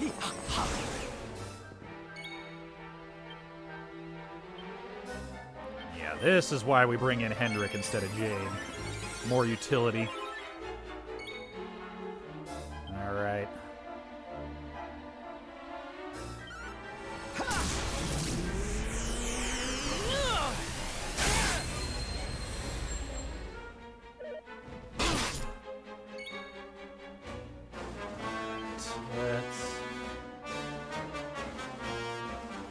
Let's do a multi-heal here. Alright, get victimized. You're not gonna like this. Boom.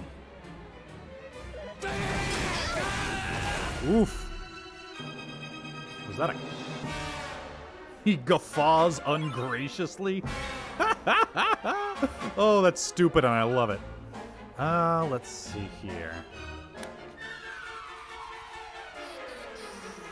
Yeah, let's keep quadding with Bink. Yeah, that'll kill him. Yeah. Hendrik can more heal himself. You must protect yourself. And... let's see. Could multi-heal just to top everybody off, but... Yeah, let's kabuff.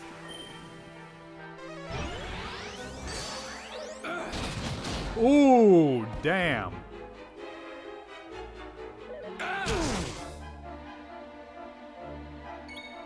No more doppeldoodles. Ooh, he got venom though. Alright. Serena's got Kazing, so that's the way to go with that. Yeah. Let's just go cutting edge. Oh man, that's not great. Almighty Yggdrasil, hear my prayer. He's over there chuckling. You dick. Alright, let's divide back up. Try and set up another kill shot. Okay, still got his... Well, he's got his oomph, but it's pulsing. Is it gonna wear off at the beginning of his next turn? I think it might.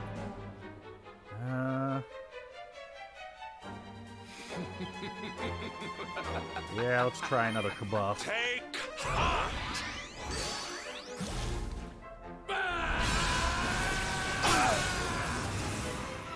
Alright.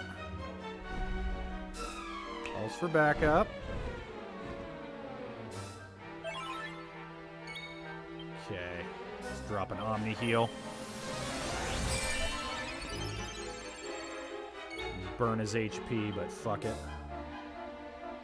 Need to free her up to make sure that Eric's got oomph for this next kill shot.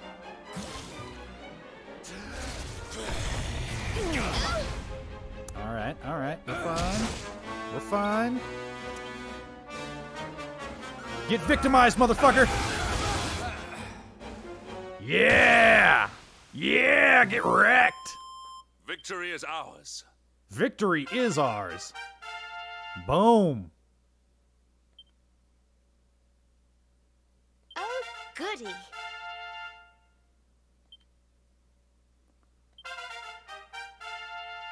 Everyone gets more skill points.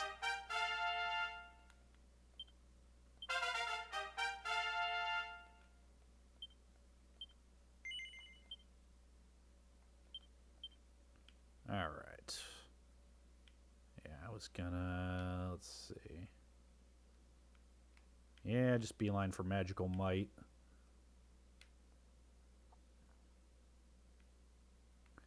Unless I just wanted to save up for the pep. Nah, I'll get the Magical Might.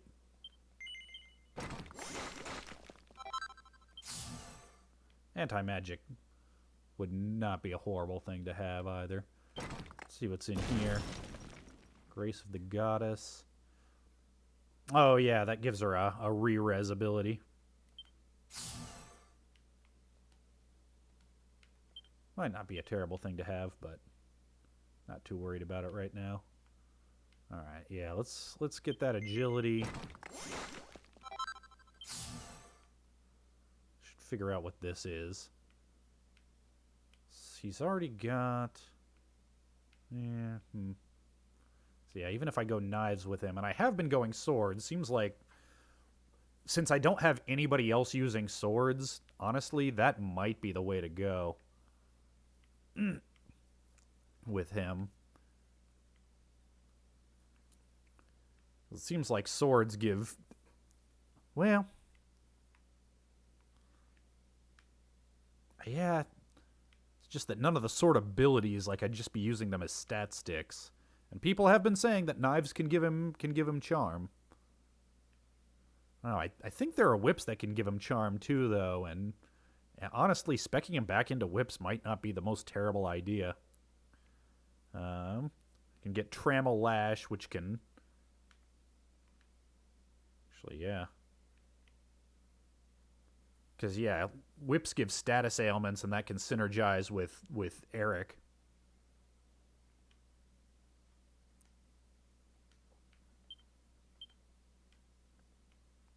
Let's see. All right. All right. Don't have enough for that.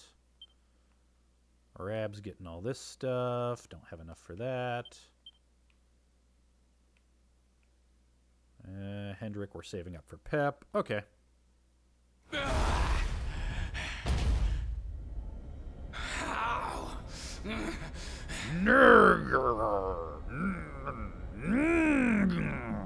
I am first among demons. Supreme commander of the spectral sentinels. How could mere humans defeat me? Because you's a bitch.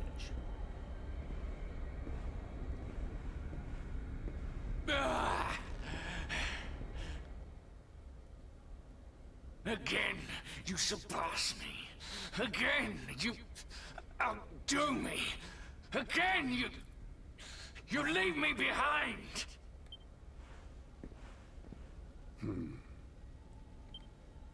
The more you bathed in glory, the more brightly you shone, the more I receded into shadow. Do you know what it was that I always wanted? Was it a hug? Was it a hug? Was it a hug? I'm gonna guess hug. I'm gonna guess hug. Everybody, get your guesses in. Get your guesses in. What do you think you wanted? Get your guesses in. Get your bets in.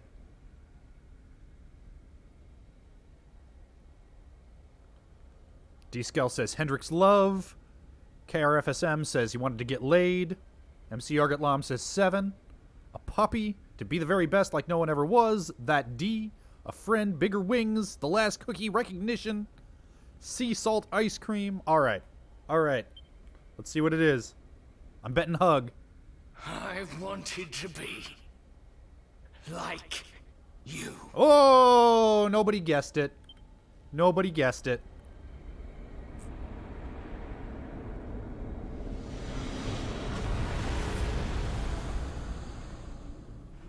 Come.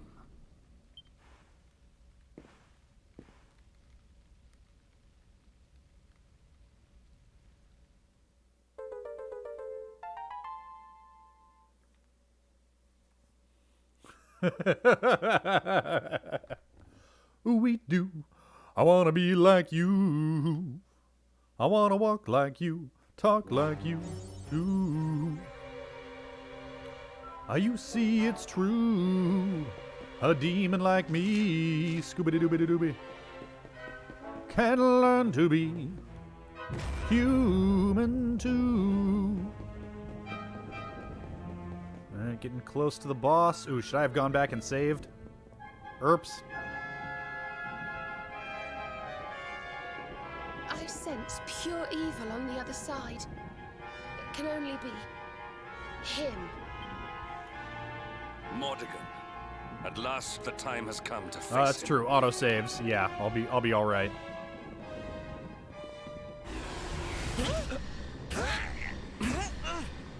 Hey, no fair!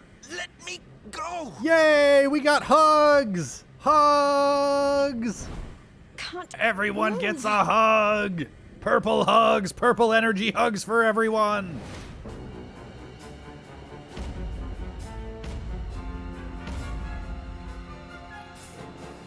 Man, am I gonna have to boss rush these motherfuckers? Did you think me beaten? Guys, I called it! Did you He think gave you us had hugs! bested me? I, Jasper, Supreme Commander of the Spectral Sentinels?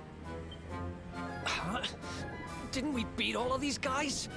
How can they be back? Boss rush, motherfucker! Oh, Hendrik, your face. Now you'll see who has left whom behind. By all means, go to face my master luminary, but know that you will do so alone. Your friends here will be staying with us.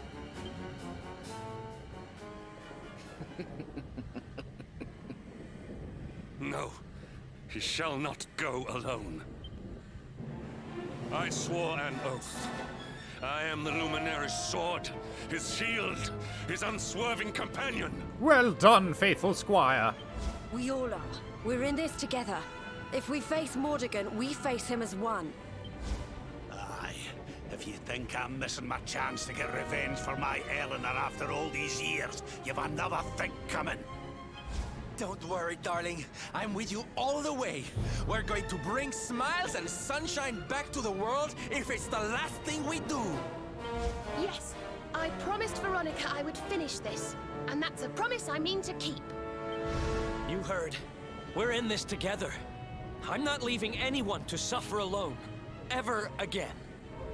I'm supposed to help the Luminary, and that means to the bitter end.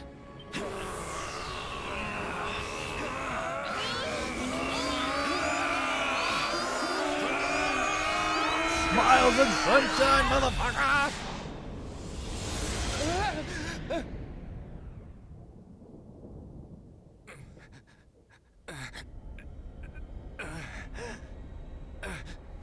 You have been defeated by a cutscene! I am not beaten. I cannot be. Master, just one more chance. Please.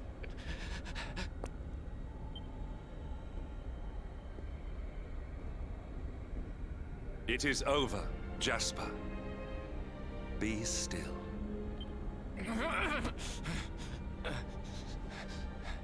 No, I cannot die yet. I have yet to surpass you.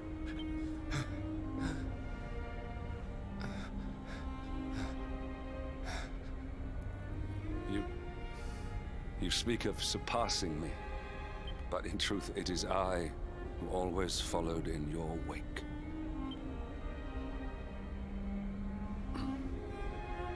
You were the one who spurred me on, the light that guided me. I should have been the one to fill your dark soul with light.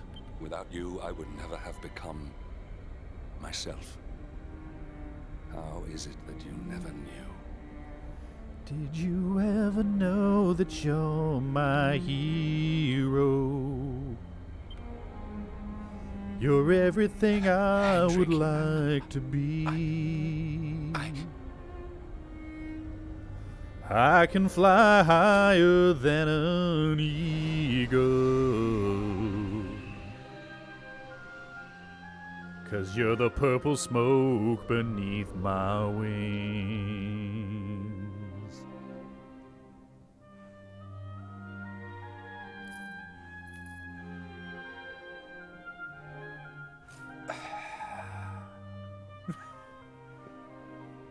It is time.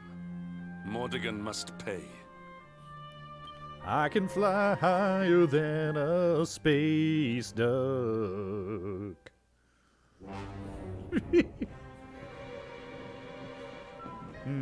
Hey, you know what? I think I'm just gonna run back and pop another hard save. Yeah, I guess everybody's all... Yeah, nah. It just auto-saved. Everybody's got their fill up. I'll be fine. Bink, go home, you're drunk.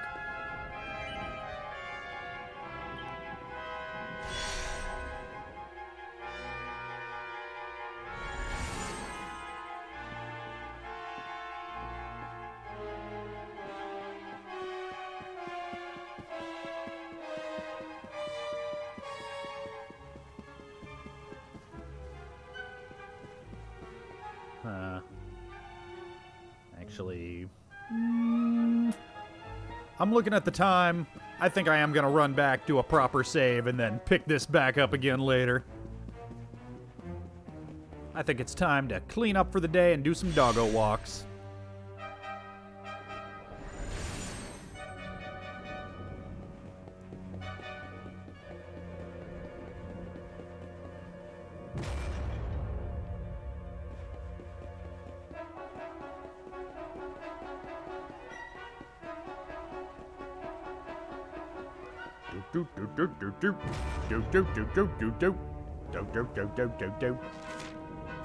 Man. Lots of bridges, though. Mordigan loves his bridges.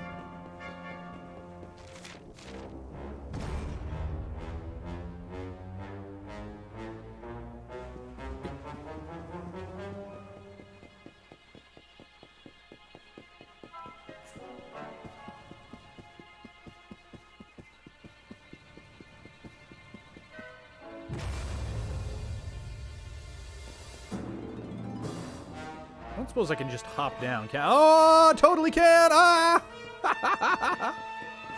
Whee!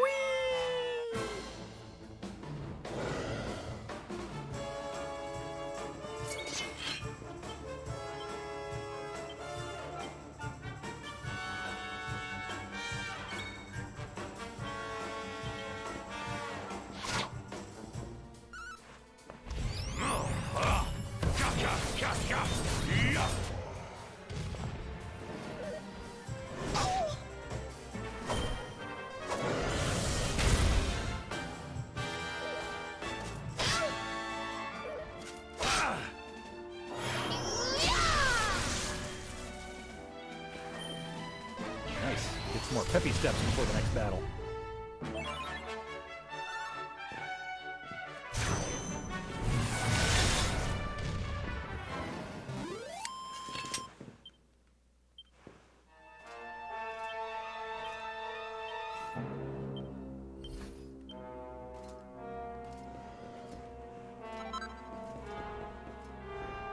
Oop, hey.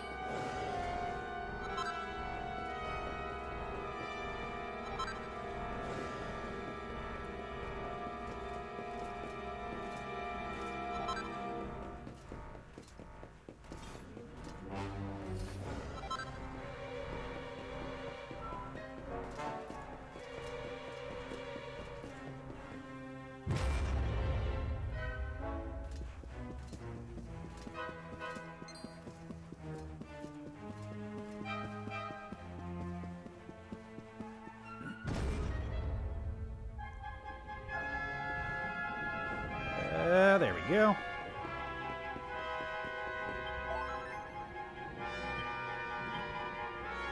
Complete restoration.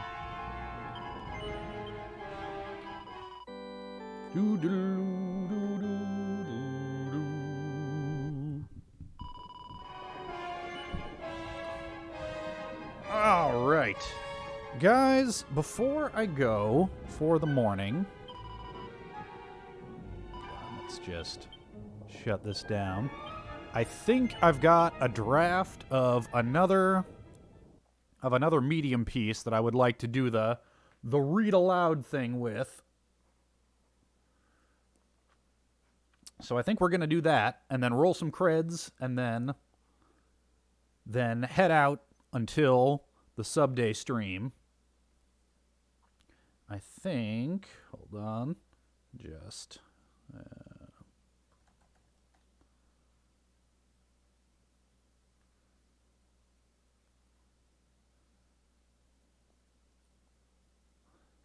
let me just set some stuff up here.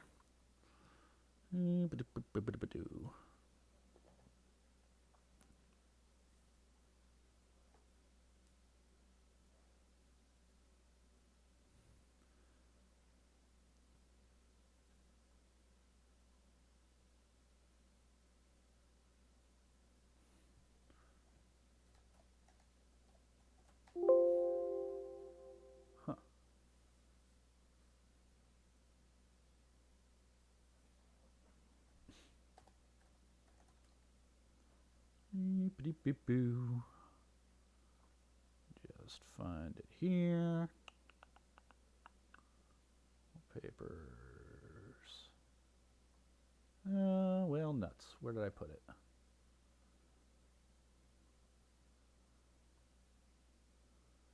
I had that lovely library background, and now I have no idea where it was. Oh, here it is.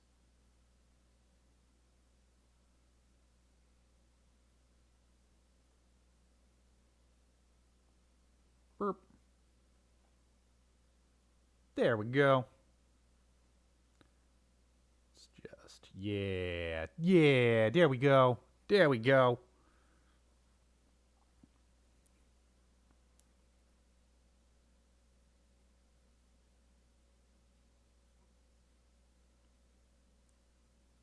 Oh my God!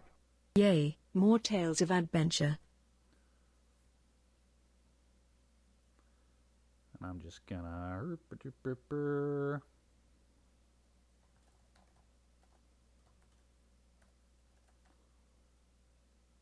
Let's just pop up the chat box here. Like that, and like...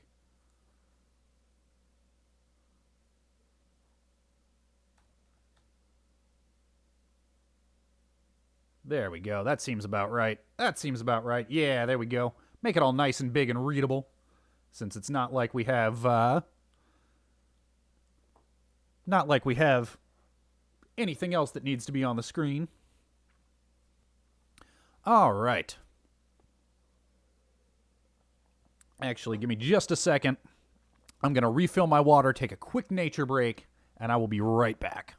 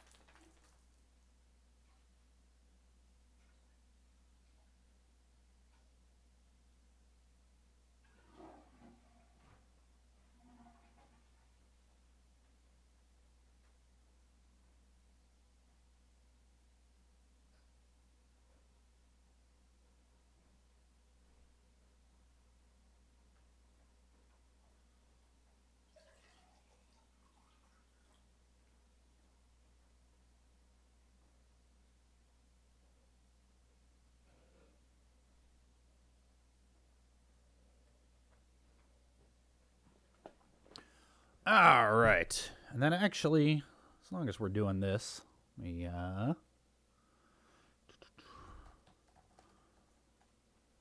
just add a little background music here.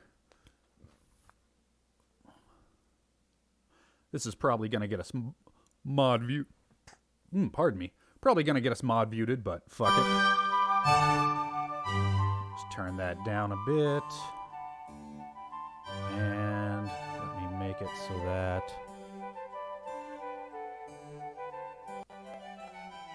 There we go. Now I can hear it too. Get myself in the mind frame here. How's the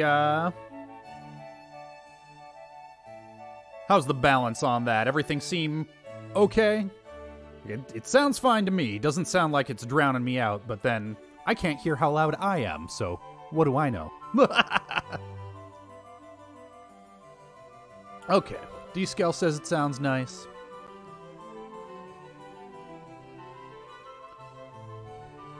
Alright. Haunted Toaster says balance. Okay. Yeah, Achilles Warlord says music maybe just a touch loud. And I can drop it down just a little then.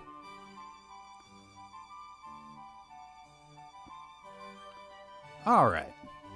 And yeah, like I said, probably gonna get us mod viewed, but that's okay. That's okay. Yeah, Drilling for Mana says just a little lower would be good. Okay. Does that sound better to everybody? Alright. And yeah, probably gonna get us mod viewed, but this is just... So for those of you who weren't here yesterday, this is something that I'm gonna be trying out. You know, I've been writing these articles for Medium, telling stories from my life, and one of the things that writers are supposed to do in the revision process, which has always been my weakest point as a writer, has been revising. I usually just, like, word vomit, and then get bored and move on to the next thing, but I'm trying to get better about that. One of the things that's useful in the revision process is to read your writing out loud to make sure it scans. So, this is that. We're not going to worry too much about this getting mod viewed because what I would like to do is when I have it actually finished, when I have it all the way finished, and I've got two that I think are ready for this, which are the Origin Stories piece and the Eloy piece. I would like to get 3 ready before I actually start doing this. What I want to do is when I have the piece all the way done, then I'll read it, I'll get a clean recording of it, and I'll I'll release it as a podcast. So we're not too worried about this thing getting mod viewed, because this is just a rough draft, and we don't need to save it for posterity. If people want the finished product, there'll be a podcast that they can subscribe to. Alright. So that said, this is my next piece that I'm working on. It's a long one. I would like to cut it down some if I can. It might need to be like a multi-part thing, maybe. But I'm not sure where to split it yet. But this is what I've got right now. Also, I still need a title. I'm shit at titles. But alright. I don't remember a time before my father and I were fighting. When I talk to him about it now, he says he can recall a particular incident that, as he puts it, set the tone for our relationship. So there's going to be weird pauses here, because I'm editing as I read. As I'm realizing things like, as he put it, are overly wordy. That doesn't actually... I don't need those words. Okay. When I talk to him about it now, he says he can recall an incident that set the tone for our relationship. I take his word for it, but I can't recall it. I was too young. As far back as I can remember, Dad and I were fighting. Dad had a temper when I was growing up. I've learned things since then, listened to him tell stories from his life, and each one connects to a fight that we had.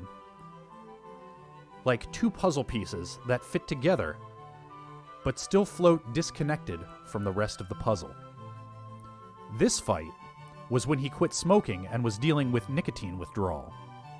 That fight was when he was an army recruiter and under tremendous pressure to meet his monthly quotas. These other fights, there were a lot of them when I was between 15 and 18, were almost certainly when his marriage was starting to show serious signs of the strain that would eventually lead to divorce. The cliché is that things like this explain but don't excuse. Dad doesn't tell me these stories to do either. I don't think he knows that I connect them to our fights at all. He tells them to me because I'm older now and he wants to connect with me.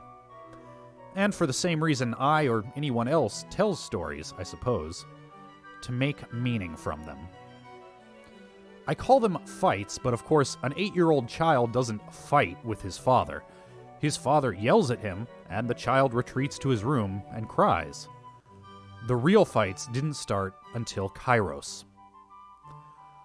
My mother is Catholic, and she would take her 4 children to church most Sundays.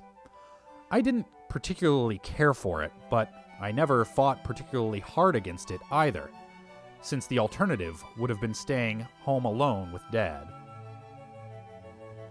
Then, when I was 15 and in the pre-confirmation stage of my Sunday school education, my confirmation group and I went on a youth retreat called Kairos. It was like nothing I'd ever experienced before. It was led by high school kids 2 to 3 years older than we were, and there was none of the guardedness, the desperate attempts to be cool and aloof. The gut instinct to mock others, to forestall being mocked themselves that I got from the kids at school. They talked about their feelings, their experiences, their vulnerabilities. It gave us permission to do the same. It was intense and transformative. Kairos is a 3-day retreat, and it includes the concept of the 4th day to refer to the rest of the retreatants' lives after the retreat ends. I came home from Kairos filled with energy and drive, all of my previous life seeming trite and inadequate compared to those 3 days. Something needed to change. I don't remember making a conscious decision, but I remember that after that, I stopped retreating from my dad and started fighting him. and not on my own behalf, but on behalf of my siblings, my 2 sisters and 1 brother. Dad had a temper when I was growing up, and it would be directed at whoever happened to be closest. From then on, whomever was closest was always me. Whenever he'd get angry at one of my siblings and start shouting, and it was always shouting, never anything physical that I can recall, I'd put myself between them and him and start shouting back. Interestingly, I never thought to ask my siblings what they thought of it. Never thought to ask them whether this sort of protection was something they wanted. Whether it was more or less traumatic for them to get yelled at by Dad and retreat to their rooms crying, or retreat to their rooms crying because Dad and Big Brother Ben were shouting the most hurtful things they could think of at each other. Never even crossed my mind. I was filled with righteous moral certitude. My father was the enemy, and therefore it was my job to be the strong protector. Whether anybody asked me to or not. Whether it actually did any good or not. And of course, my protection would take the form of exactly that thing that I was protecting my siblings against.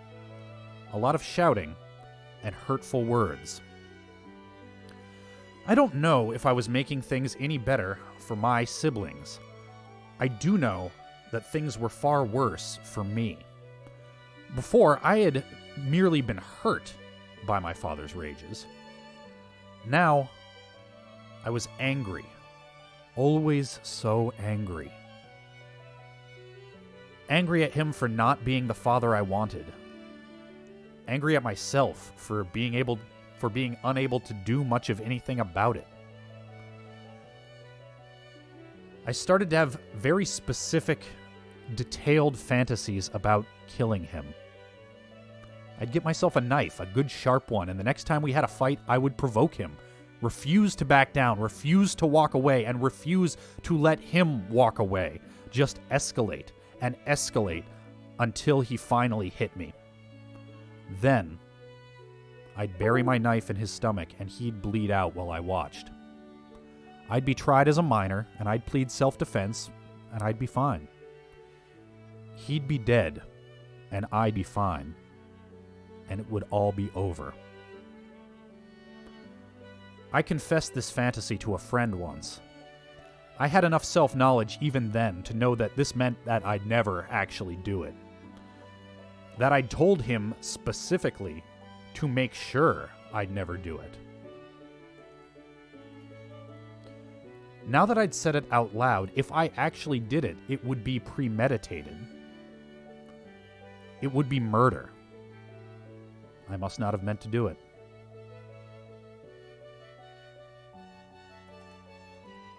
I graduated high school and left for college. If the lack of my loud, indifferent protection made any particular difference in my siblings' lives, I never heard about it. My parents got divorced, my siblings bounced back and forth between households for a couple years, and then my sisters graduated high school and left for college themselves, and my brother settled in with my mom.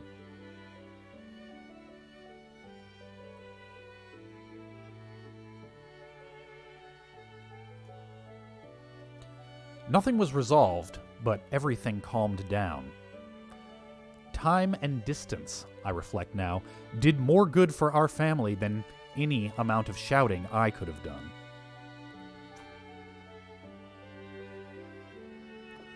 My sister Rachel got engaged, and my dad wanted to bring his new girlfriend to the wedding. My mother announced that she didn't think that it was right that he do this, that she felt he was doing it specifically to hurt her.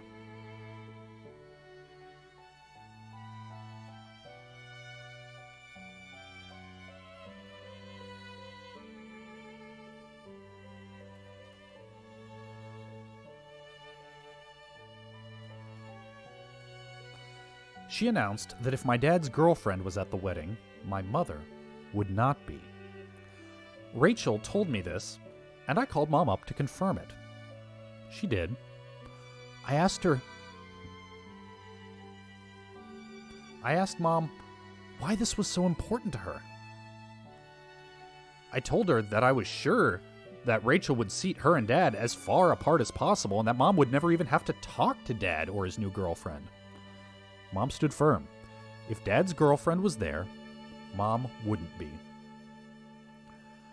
I searched my conscience and decided that my highest moral obligation was to Rachel.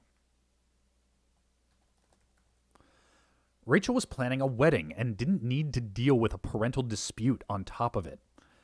I decided that I didn't really care whether Dad brought his girlfriend or not. Although I thought it was a little silly, he hadn't even been dating her that long. But I did the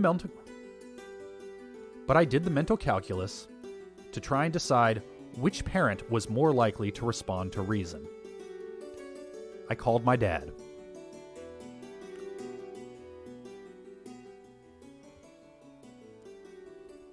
I was a little older and a little smarter by now, and I knew that shouting was unlikely to get me what I wanted, which was for this stupid thing to be resolved without Rachel having to choose which parent to side with. I called my dad up and told him what I'd heard from Rachel and from Mom and asked him to confirm his side of it. He did, and offered the opinion that my mother was being controlling. I ignored this. I told him, Dad, you're going to do what you're going to do, and I'm not going to take sides on this one. But you know, if you were willing to take the high road on this one, to be the bigger man, and let Mom have her way so that you don't have to put Rachel in the middle of it, I'd be real proud of you. I won't get mad and yell at you if you take a stand on this one. It's up to you. But I would be really proud of you if you backed down. The day of the wedding came. Dad and Mom were both there, seated as far apart as possible. Dad's girlfriend wasn't there. I told Rachel about all of this later, and it turns out she was grateful for my mild meddling when she learned of it. Called it some top-notch big brothering. My other sister, Chrissy, got engaged. All of it played out the exact same way, with one difference. This time, when I called my dad up, I said, Dad, remember the last time this happened? And I called you up and I told you how proud I'd be if you backed down. And I was sort of buttering you up, and I think you knew that, but I was also trying to give you a way to back down but still feel good about it, and it seems like you took it. Well, I'm not going to do that this time, Dad. Because the truth is, I'm kind of on your side this time. Dad's girlfriend was now his fiancée. He'd been dating her for a few years, and all the kids had met her and liked her. I thought Mom was being a little silly for holding this grudge years after their divorce. I didn't say any of that. I said, You're going to do what you're going to do, Dad, and I'm fine with it either way. Good luck to you. The day of the wedding came. Dad's fiancée, I later learned, had caught wind of the drama and decided on her own not to come if it was going to cause this much conflict. Mom got her way again. Then my brother Kenny died. In the days that followed, my parents made the arrangements together. I wasn't present when they did this. I don't know whether they met in person or spoke over the phone or what was said. I imagine them meeting in person and being very quiet and sober. They were both so quiet and sober during this time. My brother's bank account would be split between his 3 surviving siblings. My sisters and mother and I went through his personal possessions, claiming things that we wanted to keep and setting aside a pile to donate. I went through his computer and deleted anything compromising before handing it over to my mother. The day of the funeral came. It had largely been arranged and paid for by my father, but he had gotten my mother's approval for everything. I remember feeling, through my grief, surprised at how smoothly it had all gone, and proud of them that it had gone so smoothly. There hadn't been any fights, any recriminations, any nasty surprises. I remember feeling proud and feeling sad that it had taken my brother's death to make them able to get along for the sake of their surviving children. The day of the funeral came, and I arrived at the graveyard, and my father's second wife was there. And even then, I remember thinking, wow, I can't believe my mom was the one who backed down this time. I knew that they'd planned this together, and obviously this old conflict would have come back up again, and they'd have talked about it. I just can't believe my mom backed down. But of course, she hadn't backed down. They hadn't talked about it. My mother arrived, saw my father's second wife, burst into tears, shouted, "I can't believe you would do this to me," turned around, and drove off. My father, already standing near the front, turned toward the assembled family and friends. He started to say something that began, "It's sad how some people..." It was all too quick, too smooth. There was no surprise in his face, no shock. He knew this would happen. He already had a speech prepared. I looked at him. "Don't." And I said it again. "Don't." Whatever was in my face and voice, it worked. He stopped. The funeral went on without my mother. I didn't know what to do. What did it mean if I stayed? That I approved? That I was siding with Dad? What did it mean if I left? I stayed. I had a speech prepared and I gave it. For a moment, it meant something. For a moment, I was able to share my grief.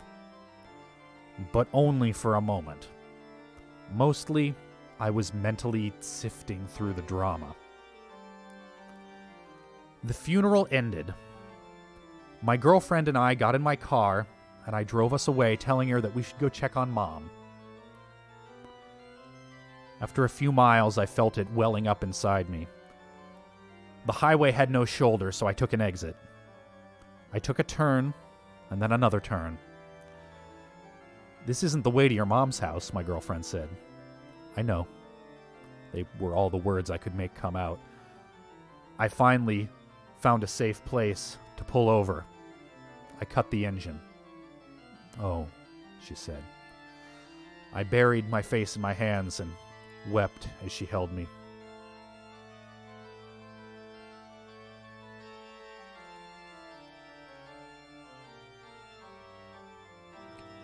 It didn't end there, of course. My mother distributed a letter to her 3 surviving children telling them that she had only been going along with Dad's funeral arrangements to get along. My mother announced that she, in fact, believed that my brother would want his remains buried in a tree under her backyard. Buried under a tree in her backyard. This is why I read this. Buried under a tree in her backyard rather than in a cemetery.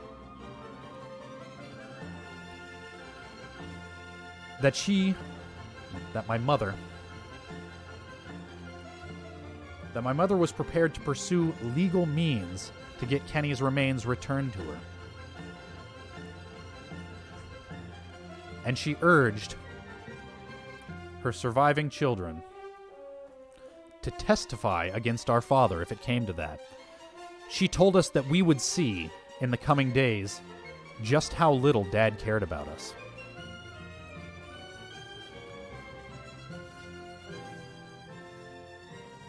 My sister Rachel called myself and our sister Chrissy together.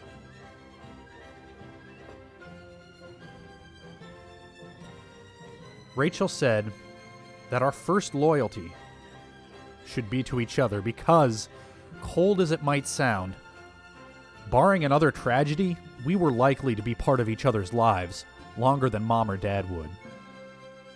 I admired her so much for being brave enough to put it in those terms.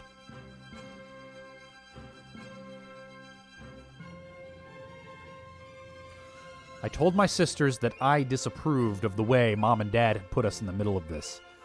They'd never asked if we had any opinion on all this. Just set about attempting to enlist us to their sides. I said that I didn't care what happened to Kenny's remains. Kenny was gone, and the organic matter that he left behind the day he died was no more sacred than the candy wrapper he'd thrown away the week before. My sisters disagreed. Well, they didn't approve of our parents' tactics any more than I did. They did agree with Mom that Kenny would have preferred his remains to stay with her. Shit. I just finished angrily accusing our parents of failing to consider our wishes, and I'd done the exact same thing to my sisters. Never asked them what they thought, just assumed that they agreed with me because I was so obviously right. I apologized to them.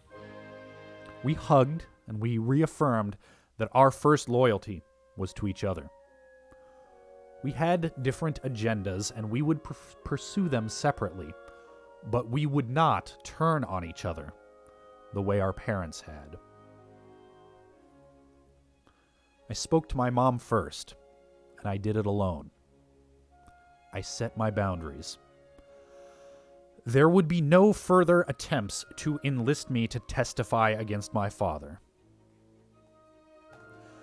There would be no more disparaging statements about how much or how little he cared about me. I remember thinking, I know what he is. I don't need you to tell me that. If I want to have a relationship with him despite that, that's my business. I don't remember saying that. I do remember saying, these are the conditions for you to remain a part of my life. When you have a problem with Dad, work it out with Dad. Don't put me in the middle of it. Mom wasn't happy about it. Her eyes took on a flinty, stubborn cast. But she said, maybe it's best we don't talk about your father at all then. I told her if that was what she needed to meet my conditions, that was fine. That was the easy part. I spoke with Dad with both my sisters present since we were more closely aligned on that one. I wound up doing most of the talking. I'd been cold, even clinical with Mom. I was furious with Dad. I accused him of intentionally creating a situation at Kenny's funeral where he knew there'd be a public scene. Accused him of caring more about scoring points in this stupid ongoing feud with Mom than allowing his children to grieve their brother in peace. What, I asked him, did you think was going to happen? Well, I hoped, he began hotly. I interrupted him.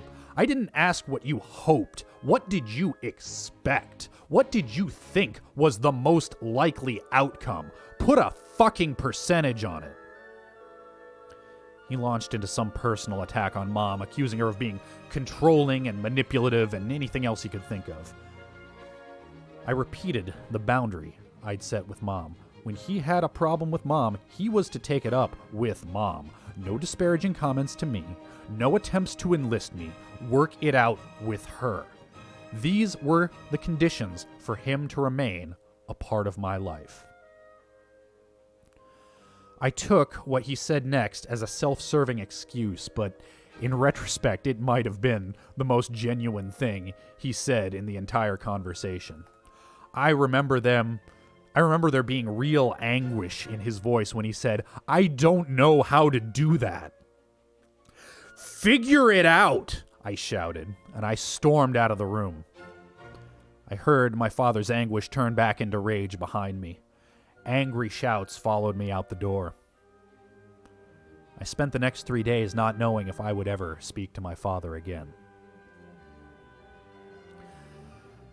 My sisters reported to me that as soon as I was out of the room, Dad began crying, saying, I can't lose another son.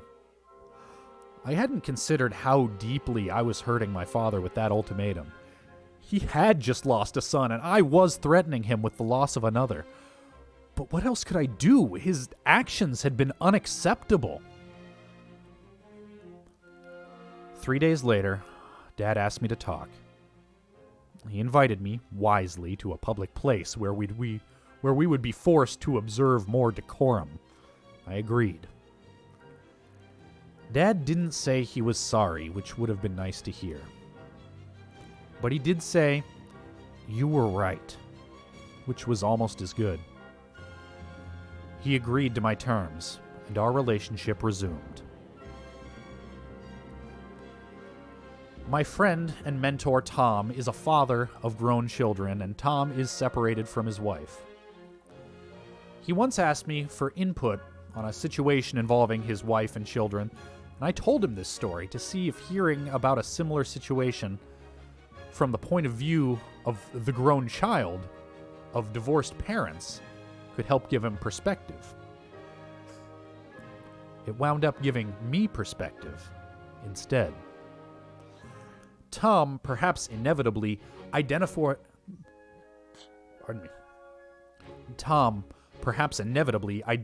more strongly with my father than any other character in the story. At first, this was frustrating to me. I wanted to tell him, no, Tom, you don't get it. I'm trying to tell you how my dad was a real jerk, and that's why I'm so angry at him. Except, that wasn't why I was angry at him.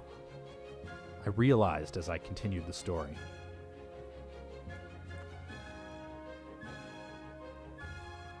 After all, my mom was hardly blameless in all this, and yet I didn't feel the same white-hot anger at her. Why not? Why had I been able to set boundaries with her calmly, but not with Dad?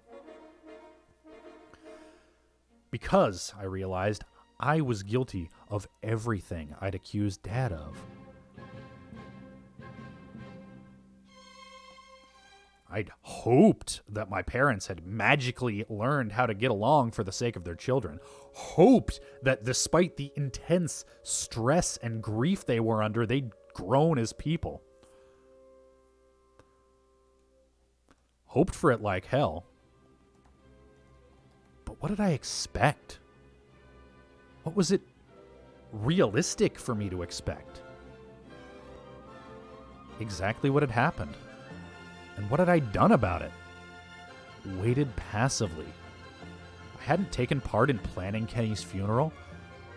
I hadn't reminded them of their feud over my sister's weddings, hadn't done anything to see it resolved before it came to a head in public.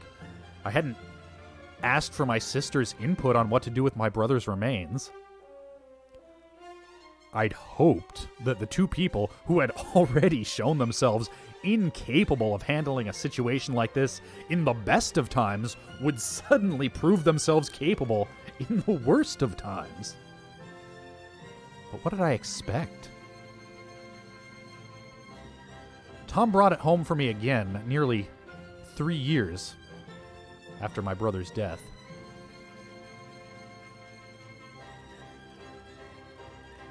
I'd been dealing with a difficult situation at work involving some employees, and I found myself compelled to send a text to my dad. Hey, Dad. I find myself in a position now where it's become my job to be in charge of a bunch of dudes in their mid to late 20s. To catch them when they fall down and teach them how to get back up again. And as I think back on those times in my life, I remember a lot of times when you were there to catch me when I needed it. When you were generous when you didn't have to be. I know we haven't always gotten along well over the years, but I want you to know that I remember those times, and I'm grateful for them. And as I wrote it, I knew it was true. It was easy to remember all the bad times with Dad, all the times we fought, all the times I was so angry with him. But there were other times. Times when he told me stories from his life because he could see I was going through something similar and maybe learning from his mistakes could help me through my own. Times when I'd lost a job or broken up with a girlfriend and needed a place to stay. There are things I wish I'd said to my brother before he went. It is so easy to let only the angry words pass your lips and think that you have all the time in the world to say the kind ones. I resolved not to do that this time. Not even to wait until the next time I saw my dad in person, but to say those words to him right then, right that second, while they were fresh and real and true. Dad didn't respond.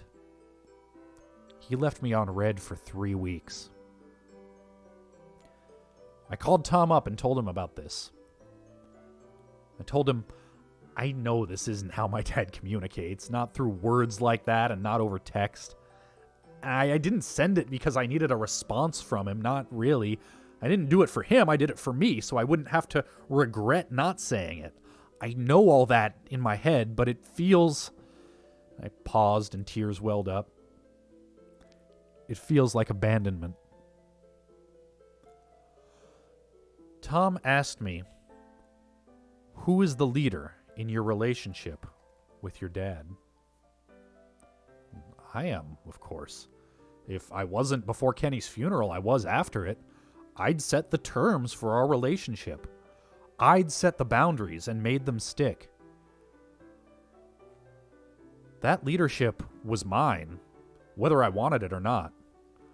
Resenting my father for abdicating leadership to me didn't get me what I wanted, which was a functional relationship with him.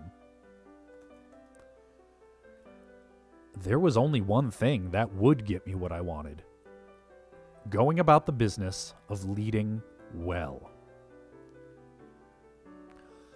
On Tom's advice, when I went home for Christmas, I sat my dad down and announced that I wanted to play an improv game with him.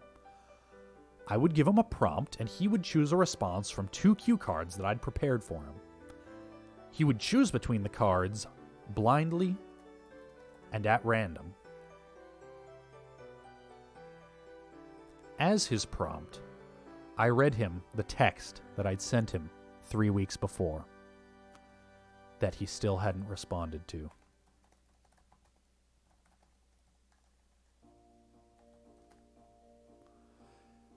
Dad's eyes scanned the cue card, and he smiled. I like this one, he said. Then he read aloud, "Thank you, son. It feels good to hear you say that." "Try the other one," I said. He did. "You're welcome, son." I told him that I didn't want to give him just one cue card because I didn't want him to think that there had been only one right answer, and if he didn't guess exactly what I wanted to hear, he'd screwed up.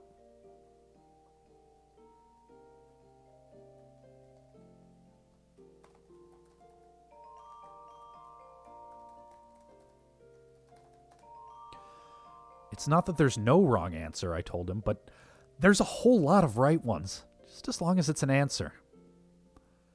I became solemn. It was important to me to get a response. I hadn't rehearsed this part, but as I said it, I knew it was true. All that stuff I'd told Tom about how I'd said it for me and not to get a response, bullshit. I wanted a response, of course I did. Dad apologized, and we talked for hours. He told me stories from his life. I told him about the things that were stressing me out at work. We talked about Kenny, the things I wish I'd told him when he was alive, the ways we were each processing our grief. When I told Tom about it later, I called it a Hallmark movie Christmas miracle. I think back to my brother's funeral. What could I have done differently? What if I'd been part of planning it from the start, instead of picking apart my parents' mistakes after the fact? What if I'd asked my sisters what they wanted instead of assuming? What if I'd recognized that I was in the best possible position to take the lead and taken it? The answer is that I wasn't in that position then. I had to go through that to know what I know now. I'm trying not to hold that against myself. I'm trying to forgive my parents for their failings and forgive myself for my own.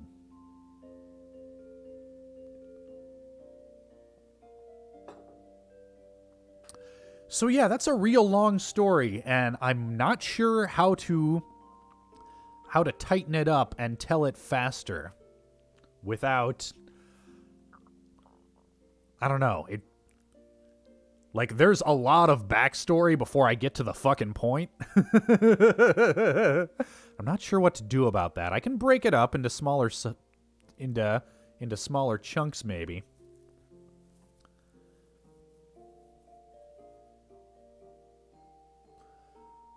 And yeah, if you just if you just tuned in and you don't know what the hell that was probably the next piece that I'm going to publish on Medium. Personal essays, personal stories.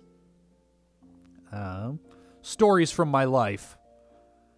That was a rough draft. I'm reading it aloud in order to see if it scans, making edits as I go. If you're interested in the whole piece, it'll get published once it's finished, and I will read it straight through with no pauses and edits once it's finished, and release that as a podcast, so you'll get a chance to hear the whole story. Yeah, I could maybe use more of an intro. You know, they say, tell the audience what you're gonna say the thing you're gonna say, and then say what you just said. That's kind of the structure. I don't know. Intros and outros, I feel like I'm kind of shit at.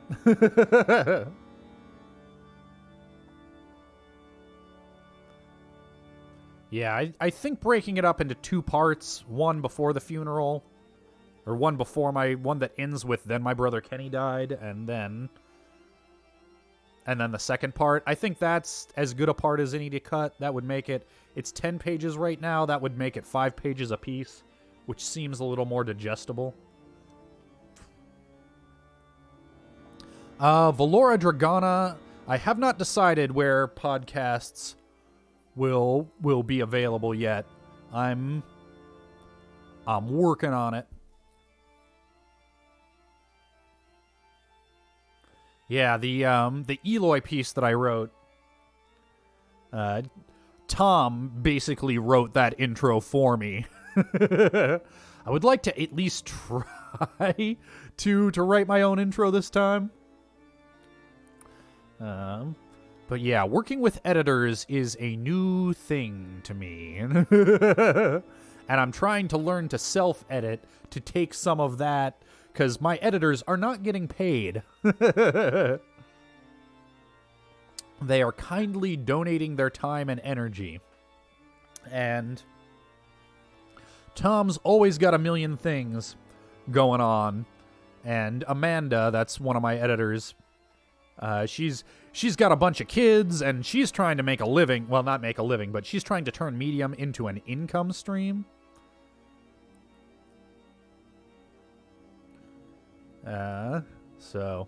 So yeah, she's always busy too. So yeah, I want to try and, like, you know, really appreciating their help, really trying to learn from what they're giving me. But anyway, yeah, stay tuned. There will be more announcements of things like where can you follow that podcast when it's ready. There'll be an RSS feed that you can plug into a podcatcher. I'll probably try to get it on iTunes and all that stuff. I hate iTunes, but it's what people use. Anyway. So yeah, that's what I've been working on. That is among the things I've been working on. Thank you guys very much for tuning in, hanging out with me while I do this stuff. Final order of business. Well, second to final order of business, and none of it's actually final, because I am going to be doing a subday stream later on. All right. Let's roll some creds. Let's thank all the people for their support. Let's just move those creds over to right there. There we go. Thank you, JNNP, for the donation. Also for the bits. Thank you, Beastmaster, Haunted Toaster, Sadie Blackthorn, and Atarashi Starlight for the bits. Thank you to all the mods, keeping this rowdy chat in line. Thank you to all the followers. And thank you to Burritos, Spazwaza, Bearded Bastard, and Nien Wanwan for the subs and resubs. Guys, in about 4 hours now, a little under 4 hours, I'm going to be doing the Subday Stupid Stream. I've got 46 lives to get through as many Mario Maker levels as I can from the subs and mods chat. Just bookmark that, see if there's anything new. Yeah, okay. Yep, just the one new one. So yep, gonna do that. It'll be good stuff. It'll be fun. If I don't know, we'll see how long that takes. I have no idea how long it'll take me to crank through 46 lives. Yep, that's right, Neon Wan 1. I intentionally chose a high bit goal this month. Because,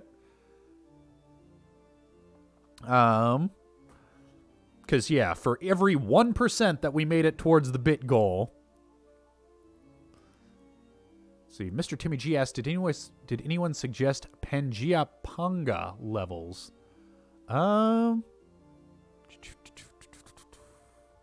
Well, I notice, Mr. Timmy G, that you have not submitted a level. You've got 4 hours.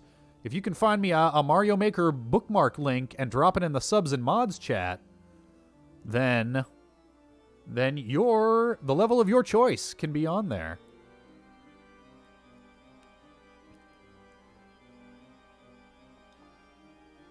All right, guys. Thank you for tuning in. I will see you in a couple of hours. I'm going to take a break, walk doggo, get some lunch, refresh my brain. But final order of business for this morning. We'll be back this afternoon. Let's see who might want a raid. Let's see. Vtorp is going. And it's his birthday. Birthday raid for Vtorp. Everybody pop over to Vtorp's channel. Vtorp is one of the good boys behind Link to the Past Randomizer. One of the people who works on coding the actual randomizer itself. So say happy birthday to Vtorp. Give him your love and support and birthday wishes. And I will see you guys again in just about 4 hours. Alright, guys. Bye-bye.